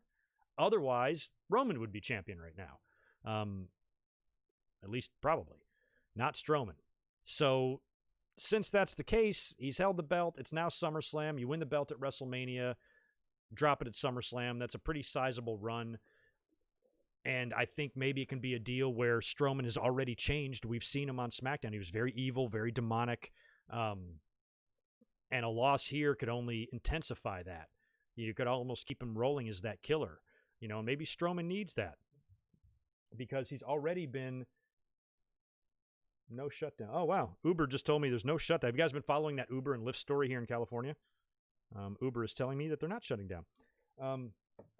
So I think if Strowman could build off of this as being this like really evil, terrifying type of heel, because prior to this, I've lost track of how many times he's turned heel and babyface. It's a very legitimate comparison to call him Big Show 2.0 because he literally is doing every single thing the Big Show did.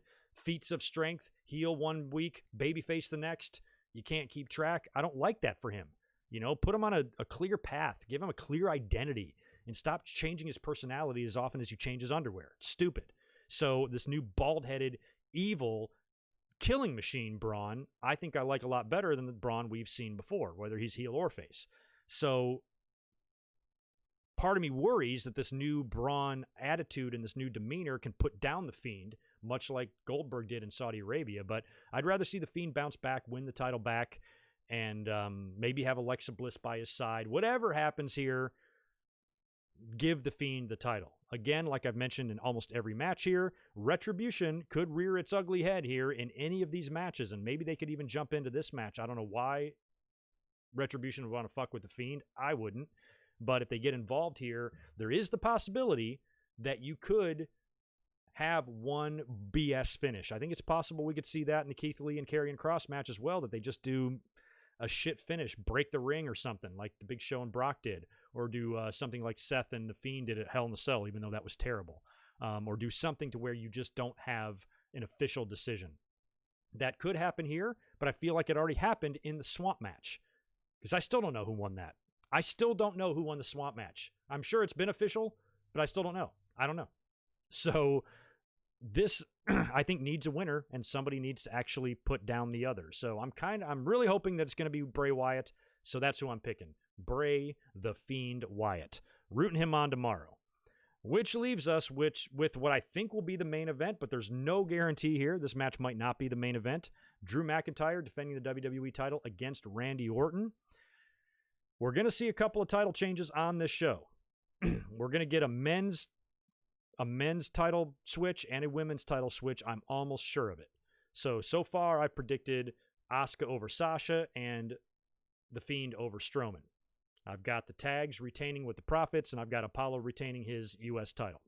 So I think 2 title changes here is a minimum of what we're going to get.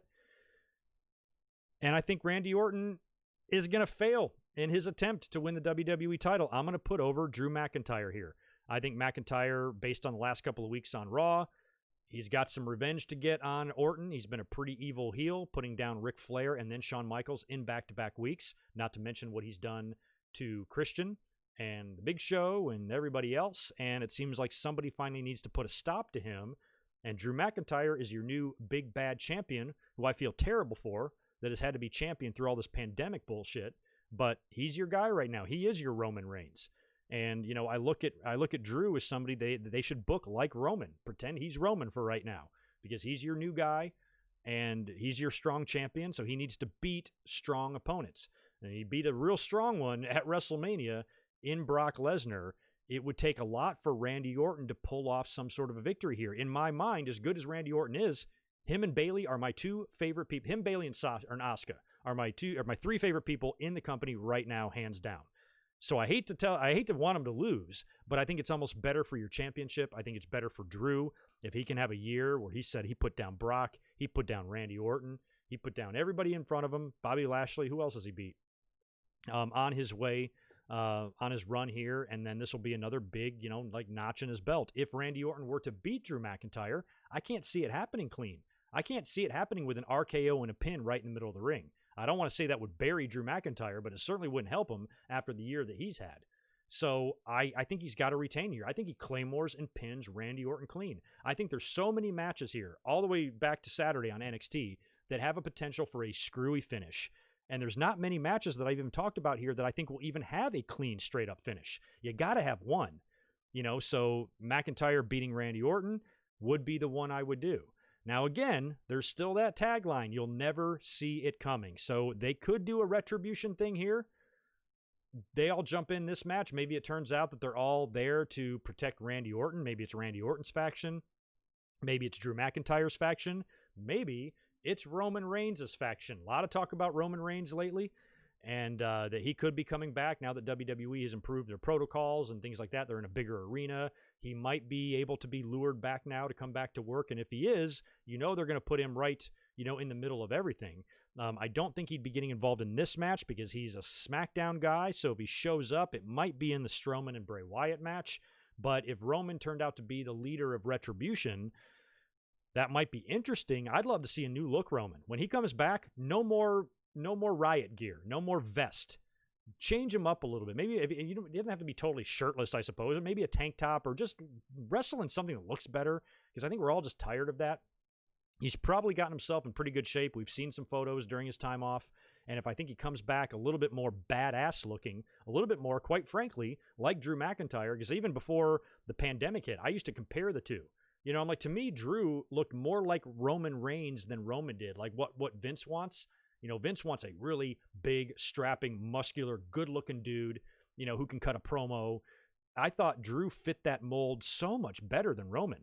He's better looking than Roman. He's bigger than Roman. Might be a hair stronger than Roman. And is definitely better on the mic than Roman. And a lot of people would say a better wrestler than Roman, considering where Drew has been and everything that he's done. Now, I'm a big Roman supporter. I've always had Roman's back, just like I had John Cena. I think fans are going to grow up when they become adults to regret their Roman Reigns hate one day. And I'm just going to have to wait to be proven right on that. But I've already been proven right with Cena, and I'm certain I'm going to do it again.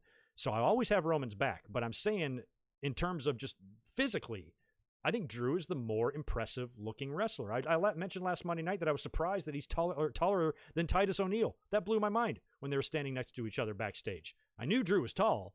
I didn't know he was that tall. So I think Roman coming back somewhere would be fun here, because you got to give us something that we didn't see coming, or maybe him being involved with Retribution. Now you ask yourself, what would he need Retribution for? WWE pushed him to the moon, much to the detriment of the fans. Like, they hated it. They were pissed. Fans were so angry every time he won a match. There you go. That might be the Retribution that he's talking about. John Cena, I felt, should have done that after WrestleMania 29 in 2013. WWE missed a chance to change the business with him going heel that next night. The Rock coming out to the ring to congratulate him on the victory, and then Cena picking up and hitting him with the FU, beating him down with a chair, grabbing the mic, saying, "Fuck you, Rock. I never want to see you in here again. I just beat you down. I've injured you so badly you'll never be able to wrestle again. Oh, and by the way, all you fans that shit on me for the past 5 years, fuck you," kind of thing. I would have loved to see that and come out there with like a Hollywood Hogan type of attitude. Oh, my God. Think of the business they could have done. And they didn't do it. So maybe this time with Roman Reigns, they can get it right. And maybe the Retribution that he's referring to is saying, you fans of the WWE universe, I'm going to destroy your universe, because that's the only way I can get back at you. I can't kill each and every one of you, but I can kill the company that you love, and I can, affect that, and maybe that's what he does. I don't know. Just ideas. But something major has got to happen here, and I think of all the predictions I just did for both shows, and SummerSlam especially, I didn't predict anything that crazy. So, maybe some of that stuff with the briefcase, because that briefcase has to play a role. We talked about the women, maybe Mandy Rose being gifted the briefcase by Otis, and then she wins the title and then reveals that she used Otis this whole time, or Otis himself. We talked about the briefcase moving from Otis to somebody else. What if it moves to a man? What if it moves to Bray Wyatt or something, or I don't know. And then Strowman beats him, and then Wyatt reveals that he's also the briefcase holder, and he gets another match and wins the title right away. Maybe somebody attacks Otis or takes the briefcase backstage from him. I don't know what the rules are for that or how WWE can just do that, but we've seen stranger things happen, and maybe Roman Reigns would be a good person to do that. You know, maybe Roman Reigns getting his hands on the briefcase and then coming out and crashing one of these title matches, probably Strowman and Wyatt, since the briefcase is on SmackDown anyway, and coming in and cashing in on one of them. You know, maybe the Fiend puts down Strowman and then Roman comes in and cashes in on the Fiend. Oh my God, that'll get some boos. Or maybe cashing in on Strowman. I think that could also play a role here. I think we at least need to see Retribution affect the outcome of a title match, or the briefcase affect the outcome of a title match. One of those two or both needs to happen on these shows. And like I said, Retribution, if they truly want to destroy the WWE, they should not just limit themselves to Raw and SmackDown. They should be showing up on NXT as well. So they could be at TakeOver in some capacity, maybe to help get WWE out of that finish with Karrion Kross and Keith Lee. But there's a lot to digest there. Hit me with your ideas. Let me know what you think they could do. I think the sky is the limit in terms of what they could do, but what WWE is willing to do, that's a whole different story. And we could very well just be disappointed with the whole damn weekend. But I'm hoping that this kind of, this new venue, this might breathe a little bit new life into WWE, at least for a little while, until we all get bored with it, which I'm sure won't take long. That maybe they can do some things here, bring some guys back. Daniel Bryan has also been sitting on the shelf. Anybody else that they can kind of bring in as a surprise at SummerSlam, I think would be really fun. Really fun, especially if we get any sort of revelation about Retribution or any more word on who some of those members are, whether we get some members revealed, we get a leader revealed, something like that. Because the longer this drags on, normally I love storylines being drug on, but WWE, every time they start doing something and they build us up for so long, they always let us down. So if you're going to let us down, just do it now. What's the point of dragging Retribution on for 2 more months, only for it to be revealed that it's a bunch of people we didn't care about anyway? So do something there, and I think, with Retribution, they should play a role into that tagline somehow. You'll never see it coming. CM Punk is another name being tossed around. Now, I think CM Punk absolutely needs to wait to come back if he ever comes back when fans are in the building. But, he could be the leader of Retribution. Showing up and fucking something up on SummerSlam, cutting a promo in the middle of the ring. I'd be totally into that. So it's got to be something big. It's got to be Otis cashing in the briefcase, or Otis passing the briefcase off to somebody else, or maybe getting beat up by another star. He takes the briefcase and cashes it in. Maybe he gives it to Mandy. Maybe somebody else gets their hands on it, or we see Retribution get involved. We see a leader of Retribution be revealed to us. One of those things has to happen. We have to see a big turn, a big double turn, a big return of some kind from a missing star, Roman Reigns coming back. One of those things has to happen in order for this to really satisfy that you'll never see it coming tagline in my mind. So if you have crazy ideas about what we don't see coming, let me know what it would be. What do you think it's going to be? Jinder Mahal is the faction leader. There you go, Ty Woods. That's exactly what WWE would do. You talk about disappointing us. I don't think anybody would like that. I hate the heat and the hate that Jinder gets, but I don't think that's a good fit for him at all. Oh, wait. Yeah, Barry. I saw that. Excuse me. I didn't read too much into that. WWE removed a bunch of Bret Hart documentaries from the network. They remove shit all the time. Now, this is a lot of chunk of Bret Hart stuff. I don't know if Bret Hart was just on WWE-related programming within the past couple of weeks. He did a watch-along of SummerSlam 92 with CM Punk, maybe Renee Young, or might have been Kayla Braxton. I forgot. So as far as I know, he's still kind of in okay with the company, and they didn't take it off. They didn't remove the footage when he showed up at AEW and presented the belt to the winner. They didn't remove it then.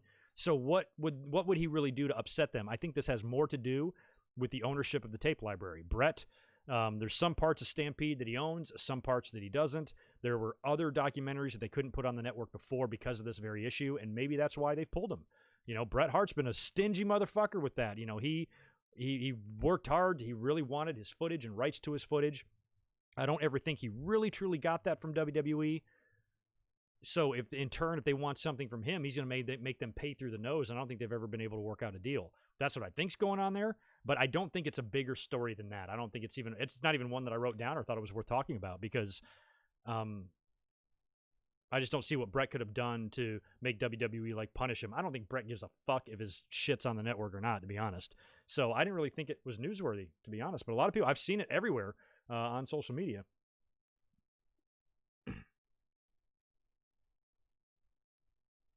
Robert Shelton, so many interesting storylines they need to do, but not screw up for about 5 years now. And SummerSlam is the new WrestleMania, while WrestleMania has become like Legends appearances, matches, and burials of younger talents. Some of that is true, not all of it. But yeah, I want SummerSlam to be, a paper. I always look forward to SummerSlam. I love SummerSlam. And this year is definitely different, but at least it's going to be probably better than the WrestleMania setup. It's still so depressing to think about all that went down just a couple of weeks after COVID hit, and we had to have that whole empty arena show with quiet matches and everything, man. So we've come a long way since those 4 or 5 months ago, since WrestleMania, to get to where we are now with the Thunderdome. And like I said, we'll get our first peek at that tomorrow night, our first official look, besides the pictures and videos floating around social media. And we'll be able to gauge it from there. I got to work tomorrow night, so I'm not going to be able to see it, but I'll have SmackDown on my phone in my pocket. I'll try to peek at it a couple of times during the night to at least try to get a feel of what it looks like. And then I've got all weekend off to hang out with you guys to review Takeover and SummerSlam. So that pretty much wraps it up for the predictions. I'll hang out here for a little bit and hang out and answer some more questions. Smash that thumbs up for me if you wouldn't mind. Got a pretty good audience in here right now that I can live with, especially since the numbers have been pretty low lately. So that's cool. Oh, there you go, Real American. Sonya beats Mandy. Otis gives her the briefcase to not shave Mandy's hair. That's a way out of it.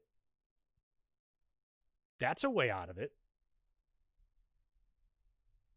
Yeah, I also thought that maybe, when I suggested a male superstar doing something to Otis to get the briefcase, they could threaten Mandy. I remember there's a Raw segment. It's one of my favorite things ever. During Monday Night Raw 2001 or something like that. It's Kane and The Undertaker. Undertaker wants something from Vince or from Triple H or something, and the camera's kind of like facing up at Undertaker's face, and way above him, up on a ledge, you've got Kane with Stephanie over his head. I think it's Stephanie. Pretty sure it's Stephanie. And he's got her over his head, and he's to the concrete floor. And I forgot what Undertaker's even asking for, but whoever it is kind of resistant at first, and Taker goes, Kane, send Stephanie down here. And he's like, no, okay, we'll do it. And he agrees to do whatever Undertaker said. I don't remember. You guys probably remember what I'm talking about. But like, if somebody did that to Mandy, picked her up and say, hey, I'm going to throw her into this wood chipper unless you give me the briefcase, that would work. That would work. I think you can. WWE has no internal rules for that shit. They can explain away anything on TV. You can easily pass that briefcase to anybody else and make it work. Just write some bullshit. That's all you got to do. It's like when you want to switch a talent. Just say they were traded. Just say they were traded. Move them to Raw. No big deal. There's no rules here. Nobody's keeping score. Well, some people are. But yeah, something like that to where maybe Mandy gets threatened in some way. So yeah, I mean, if Otis wants to protect Mandy's hair that much, I would think that Otis would still love his peach even without hair. But if it's that important to him, he could say, okay, don't shave her head. Here's the briefcase. And that saves her hair. But I still think Sonya can do the bald thing. I kind of want to see it. I want to see it. I think Sonya's a badass. I'd like to see her with a bald head. And plus, it would work better if she lost. Because if she did that and she beat Mandy, and then Otis gives her the briefcase to save her hair, then Mandy's just fucked. Like Sonya not only beats her friend and gets the win in the big hair match, but then goes on to win a title later. I think it would be better if Mandy beats Sonya, and then Sonya figure out a way to win the title or win just in a match. Maybe she just challenges somebody at Payback, and gets a match and just straight up wins the belt or something. Not have to be briefcase related, but yeah, I like all those ideas, guys. Those are all great. So I'm into anything like that. All right, reading some tweeters. All right, so that covers it there. Let me answer a couple of super chats coming in now. I think I missed one from Spaz earlier too, and Marcus, and Antoine. Yeah, all right, Antoine. Thanks for 5 more, dude. So on CBS, has Sasha first, then Bayley, so they might have gotten that from someone or just guessed. Yeah, they could have, because I thought on Raw, Bayley agreed to it. Why would they go through all that trouble of saying she's going to face her first and not do it? But I almost think like the Sasha match should happen first, you know? Because I think Bayley should retain, because I think Sasha should just take the belt off of Bayley. That's what I think should happen there. So Bayley retaining, to me, makes more sense, and that should happen in the second match. Because if you want to build up the Asuka 2 belts thing, you should have her win the first one so we can all wonder if she's going to win the second one. Instead of losing the second one and then the whole 2 belts thing is dead and then she goes on and wins the other one, which is fine. But I think it would just be better, you know, if she's coming away with 1 belt to win the first one and then maybe something shady happens in the end. But yeah, I really don't know there. But I'm assuming Bayley's taking her on first because that's what they said on Raw. If they go back on that now, they're assholes.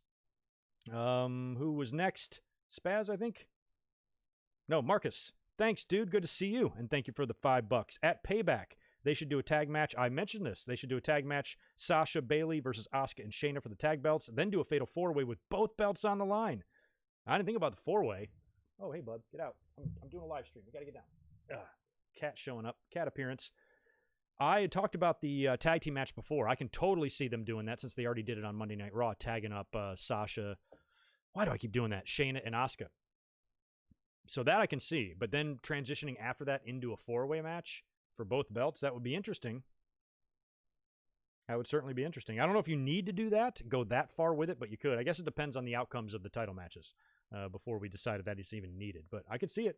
There is Spaz. I saw you coming through a little while ago. Appreciate the $10, dude. Go subscribe to Spaz Phoenix's YouTube channel. He's got one. He talks about wrestling and shit. So if you want to hear that, go over there.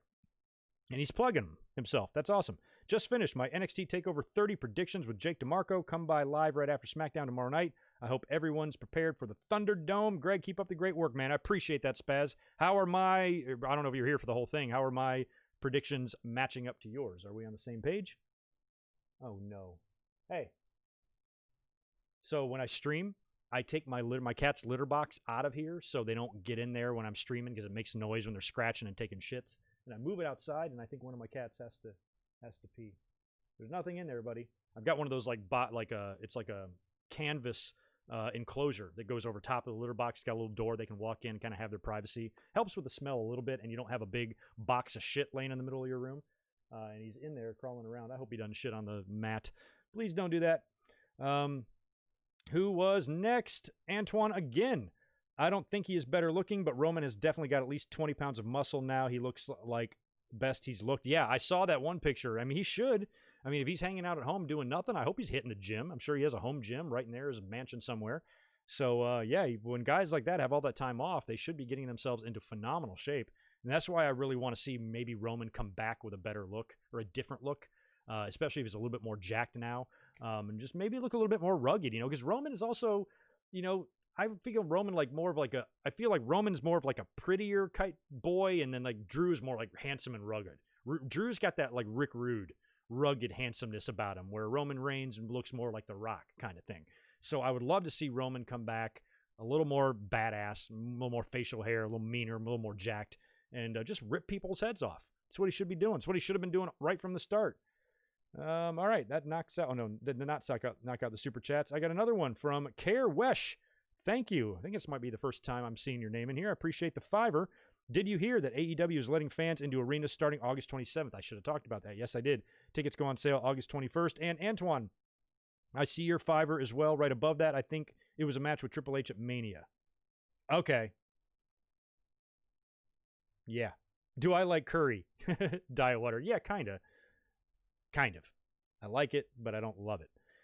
Anyway, back to Care Wesh. Thanks, dude. About AEW letting fans into the arena, yeah, it got a lot of controversy today, but it sounds like they're, and I'm not sure, too. What do you guys think? Do you guys think this is a response, like a knee-jerk reaction to the Thunderdome? I'm saying, oh, shit, WWE stepped up their game. Maybe we need to as well. My instinct says no, because it seems pretty well thought out. When they listed all the guidelines and the precautions that they're going to take, sounds like they're doing everything possible, and that's not something you can just throw together in 3 days. So it sounds like they've been working on this for a while. We've heard about potential fans being in the arena. They had some people there last Wednesday. Not many, but there were a few in the arena in attendance for that. They've got social distancing pods, apparently. There's going to be sanitizing stations everywhere. So they're taking, I suppose, as many precautions as you can. But again, I just still don't think it's really a good idea for anybody to be congregating, especially when you have a state as stupid as Florida and a country as stupid as us. We have handled this thing so stupidly. We're the only country that doesn't get it. We don't get it. We're so up our own asses that we don't see just this global threat that this really is. And we're so goddamn stupid in this country that we turn everything political, including this. So I'm not surprised that something like this is happening in Florida, but I still think that people just need to be patient and try to ride this thing out and snuff it into the ground. And when you're so defiant and shit like that, and you got so many people just refusing to distance, going out and doing things, attending concerts and bike rallies and shit like that, it's just dumb. You shouldn't be doing that right now. And I don't think anything like that should be going on, especially when you bring all these people there. You can have them distance all you want. You're going to have the spread. It's going to cause more spread of a disease, and it's going to cause spread in a state that has the worst of all the states. I think Georgia and Florida, it's always those southern states, right? Don't know what the fuck is going on anywhere in the world because they're toothless hillbillies who can't read, and they're fucking everything up. And I just don't think that it's smart to do that. Now, I think a lot of people are using this, a lot of people who take these really hard sides on the AEW and NXT or AEW and WWE war are really going to jump on this to really criticize AEW. I'm not really that much. I understand that they want to get back to business, and we've heard WWE talk about the same thing. We've heard rumors about WWE trying to get to the point where they can do a small, intimate venue with some fans, not a lot, but some. And we've been hearing about that as long ago as 2 months ago. That we heard some of those rumors. The WWE's exploring those options. And we all said, don't think you should be doing that. In the end, they decided to spend millions of dollars on Zoom calls instead. And AEW is going to put actual fans in the building. So clearly they're going to receive some backlash. I personally don't agree with it. I don't think they should be doing it. But in terms of them, kind of being an asshole company that doesn't care about anybody. I'm dealing with the same thing at my job, like where I work in a very rich part of San Diego, extremely rich. Movie stars, professional athletes all live within blocks of my restaurant. And these people there are all so rich that they are just, they're too rich to be inconvenienced by something like COVID. And I am disgusted with how people are just out. Now, one thing I will say about us, one thing that's great about California, at least where I live, not everywhere in the state, but at least where I live, I haven't had any trouble with people being defiant about their masks. You don't have any of these fucking rebel flag carrying morons around here. I ain't wearing a mask and purposely go into Costco's looking for confrontations, have their phone out while not wearing a mask, just waiting for somebody to talk to them just so they can be a douchebag. We don't have any of that here. Everybody that comes into my restaurant wears a mask. And if they forget to have it on, they're always very apologetic. Oh, I'm so sorry. They put it right on kind of thing. So nobody's defiant in that regard.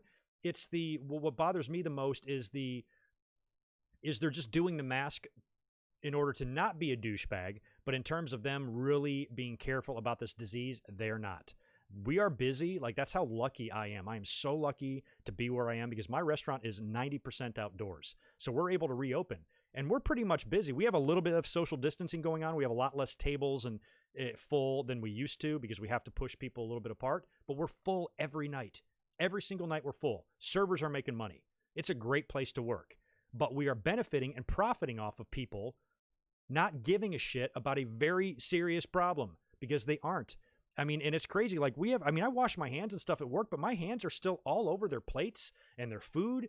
And, I'm still kind of shaking hands with people every now and then, and I'm trying to stay clean, but then I'm wearing my mask all day at work. It's on me, but we're not doing a lot. I mean, we have very big, we have sanitation stations. When somebody leaves, we sanitize the entire table down, but people don't even care.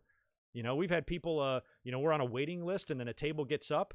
The customers are on the waiting list. They start walking over to the dirty table. And we're like, you got to get away from that. Let us clean it, dumbass, kind of thing. People are just so impatient. They want to be out. They want to forget this even happens. They want to go out and have a good time with their friends and drink. I've seen pregnant women in. I've seen tons of kids. I've seen old people all coming into my restaurant and eating because they're rich. That's the only reason. They are so in their own goddamn universe. It's just like they don't care. And I'm like, one of you fuckers is going to get COVID, or worse, you're going to give me COVID. but I have no choice. I have to work. I have no choice. I got to make money. I got to pay my bills. It's expensive as hell to live here. I don't have the luxury like WWE wrestlers do of saying I'm opting out and I'm going to sit at home. I can't do that unless I want to collect unemployment, but it's not the same as what I was making. I can't live off that. So I feel like I can be a little bit more understanding of people going out there and trying to get back to normal, because I don't want to be a hypocrite. In a lot of ways, I'm doing the same thing. None of the decisions we're making at work are mine. That's all handed down from the owner and what California allows and the guidelines and stuff. But in terms of how people are behaving and the customers are behaving, I'm lucky to not have asshole, redneck, defiant people bitching about their rights. I'm so happy I don't have to deal with those motherfuckers coming in there without a mask and then screaming at you when you tell them to put on a mask. I don't have that here. But what I do have is a whole bunch of people that just don't care. Yeah, they're wearing their mask, but they don't care. As soon as they sit down at the table, they're not required to wear the mask anymore, so they're immediately ripping it off. People are stopping by the tables and saying hi to them. They're giving people hugs and, they're sharing drink glasses and all this stuff. It's like life as usual. Like when I go into work, aside from that annoying mask hanging on my face, nothing is different. Very little is different in terms of my day-to-day stuff at work. We had that shutdown for about 6 weeks, and that was it. And I've been back, balls deep ever since. And it's only a matter of time before I'm going to get this thing. I'm already kind of assuming I'm going to get COVID because one of these dick bags is going to give it to me. So maybe I can be a little bit more understanding. Same thing with the Fozzy concert. I did not agree with that. I don't think Jericho should be doing a concert. But I also feel like we have so many bigger problems right now just with the attitude of people. People who have a lot of money don't care about COVID because they're too rich to be inconvenienced. Poor people with 4 teeth living in the trailer parks in Alabama, they don't want to deal with COVID because they're worried about their freedom and their rights, being American. Woo, Donald Trump. It's all that shit. It's like you just get it from both sides. It sucks.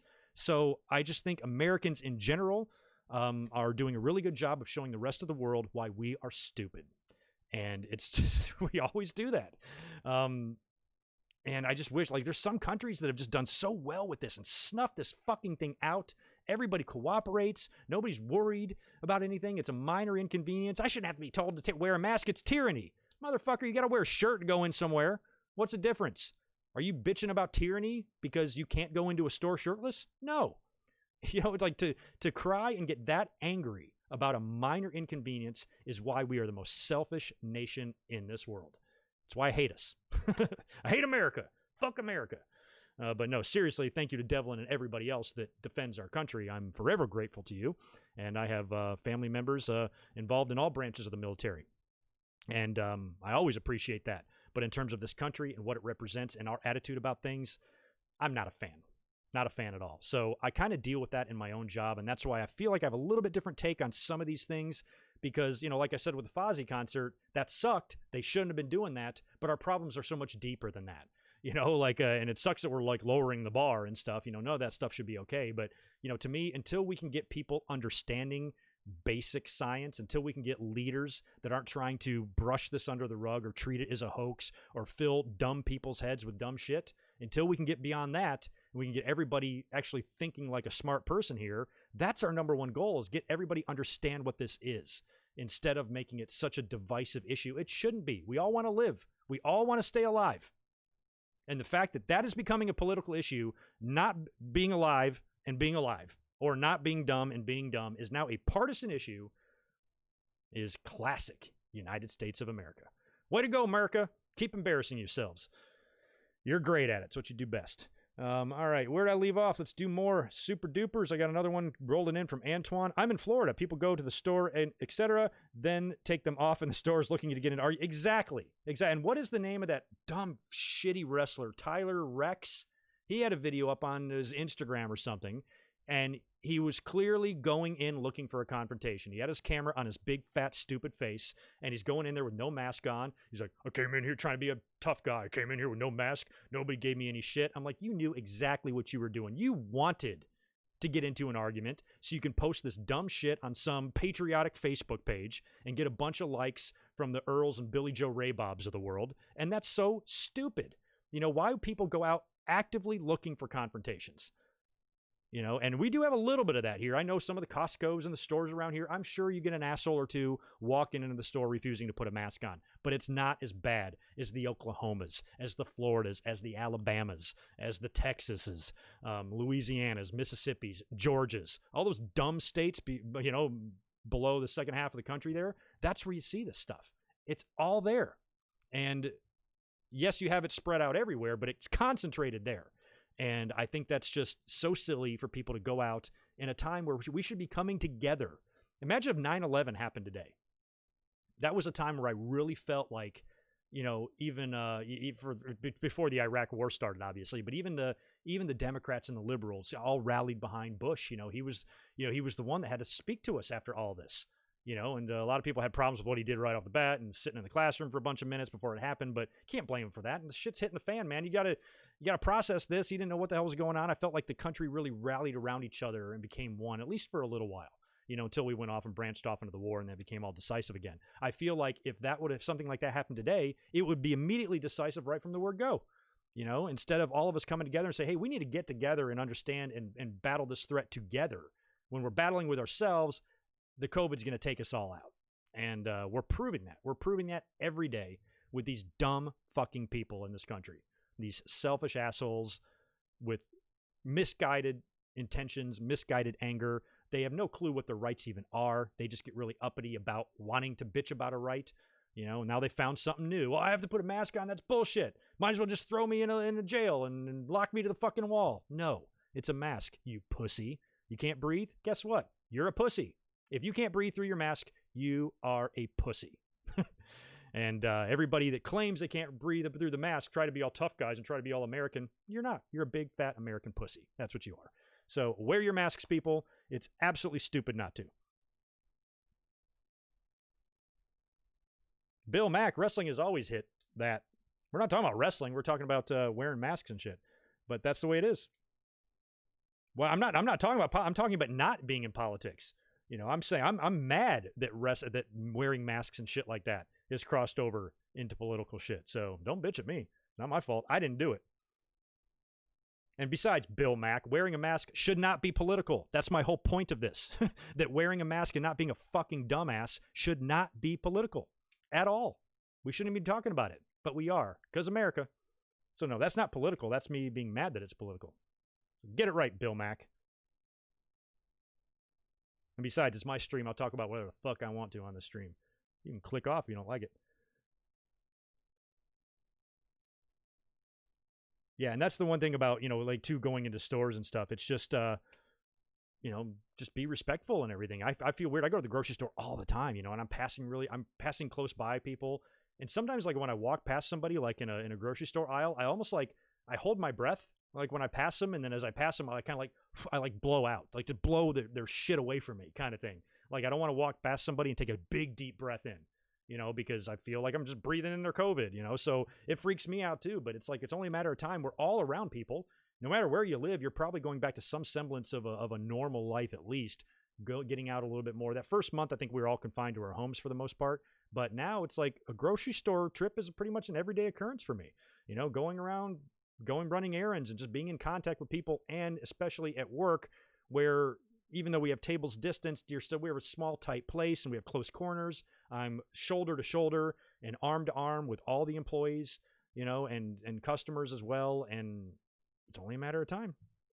So this sucks. It'll be really nice when this all goes away. You know what I mean?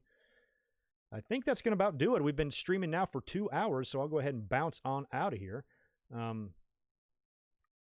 Yeah, and I agree with Victor. Yeah, I just don't think no matter what form of entertainment you are in, it's a really good idea to be mass gathering right now. And trust me, I know it sucks, man. I was supposed to go to Santa Rosa, California, Northern California, which apparently is on fire right now for my best friend's 40th birthday. That just got canceled today. We're supposed to go up in about 3 weeks at the beginning of September and go celebrate that up there. And we've been monitoring it. And up until a few days ago, it was still a go. We were all going to go and meet up there for 3 days and have a good time at this big condo and everything, and just spend some time together with friends. But the timing is just not right. There's too much going on, and they've decided to cancel the whole thing. Just found that out today. So it sucks. We all want to do things. I want my life back as much as anybody does, but I also don't want to die. So you just got to do it. It just sucks. Nobody's saying it doesn't suck. Look at what we've seen. We've seen what's his name? Bill said earlier, Major League Baseball and NHL and NBA, all forms of entertainment, all forms of sports are all halted. You can't go on cruises. I'm worried about the Jericho cruise in next October, that I'm supposed to go to a year and 2 months from now. That it's not even be time to go to that yet. It might not. I might not be attending that cruise. It might not happen, or it might get postponed or delayed even more. We still got a whole nother year, again, before another football season starts up after this one. So maybe 1 year from this day, we're kind of back to normal and things are normal again. But I don't know. I'm not sold on it. Would love that for wrestling, would love that for sports, and I would love that just for people. Go to a concert, go out to a show, go do something where you can, gather. And I hate it that the state, I hate that places even have like beaches and stuff banned. You can't even go to the beach because they know everybody's gonna be on top of each other. It's just not safe, but going out and doing some more hiking and things like that. Yeah, I know a few people that hike. My girlfriend hikes, and I know another buddy that does that a lot too.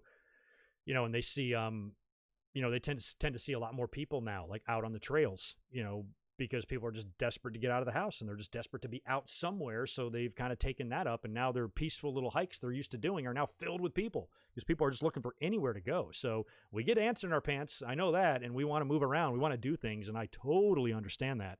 And I'm equally as antsy as everybody else. I want to get out and live life. Just want to get out there and live life, but I can't live life because we got a pandemic. We got a global catastrophe, and it sucks. But let's hope for the best this weekend. Let's hope we can at least have fun this weekend. We got a big takeover. We got a big Summerslam. We got the Thunderdome that we're going to get our first look at tomorrow during SmackDown. All I want is to try to be distracted from the hell that exists out there in the real world right now and have a fun week of wrestling, and a fun weekend of wrestling. And I hope that we will. And I think that we will. I think the cards look pretty good. I think it has potential.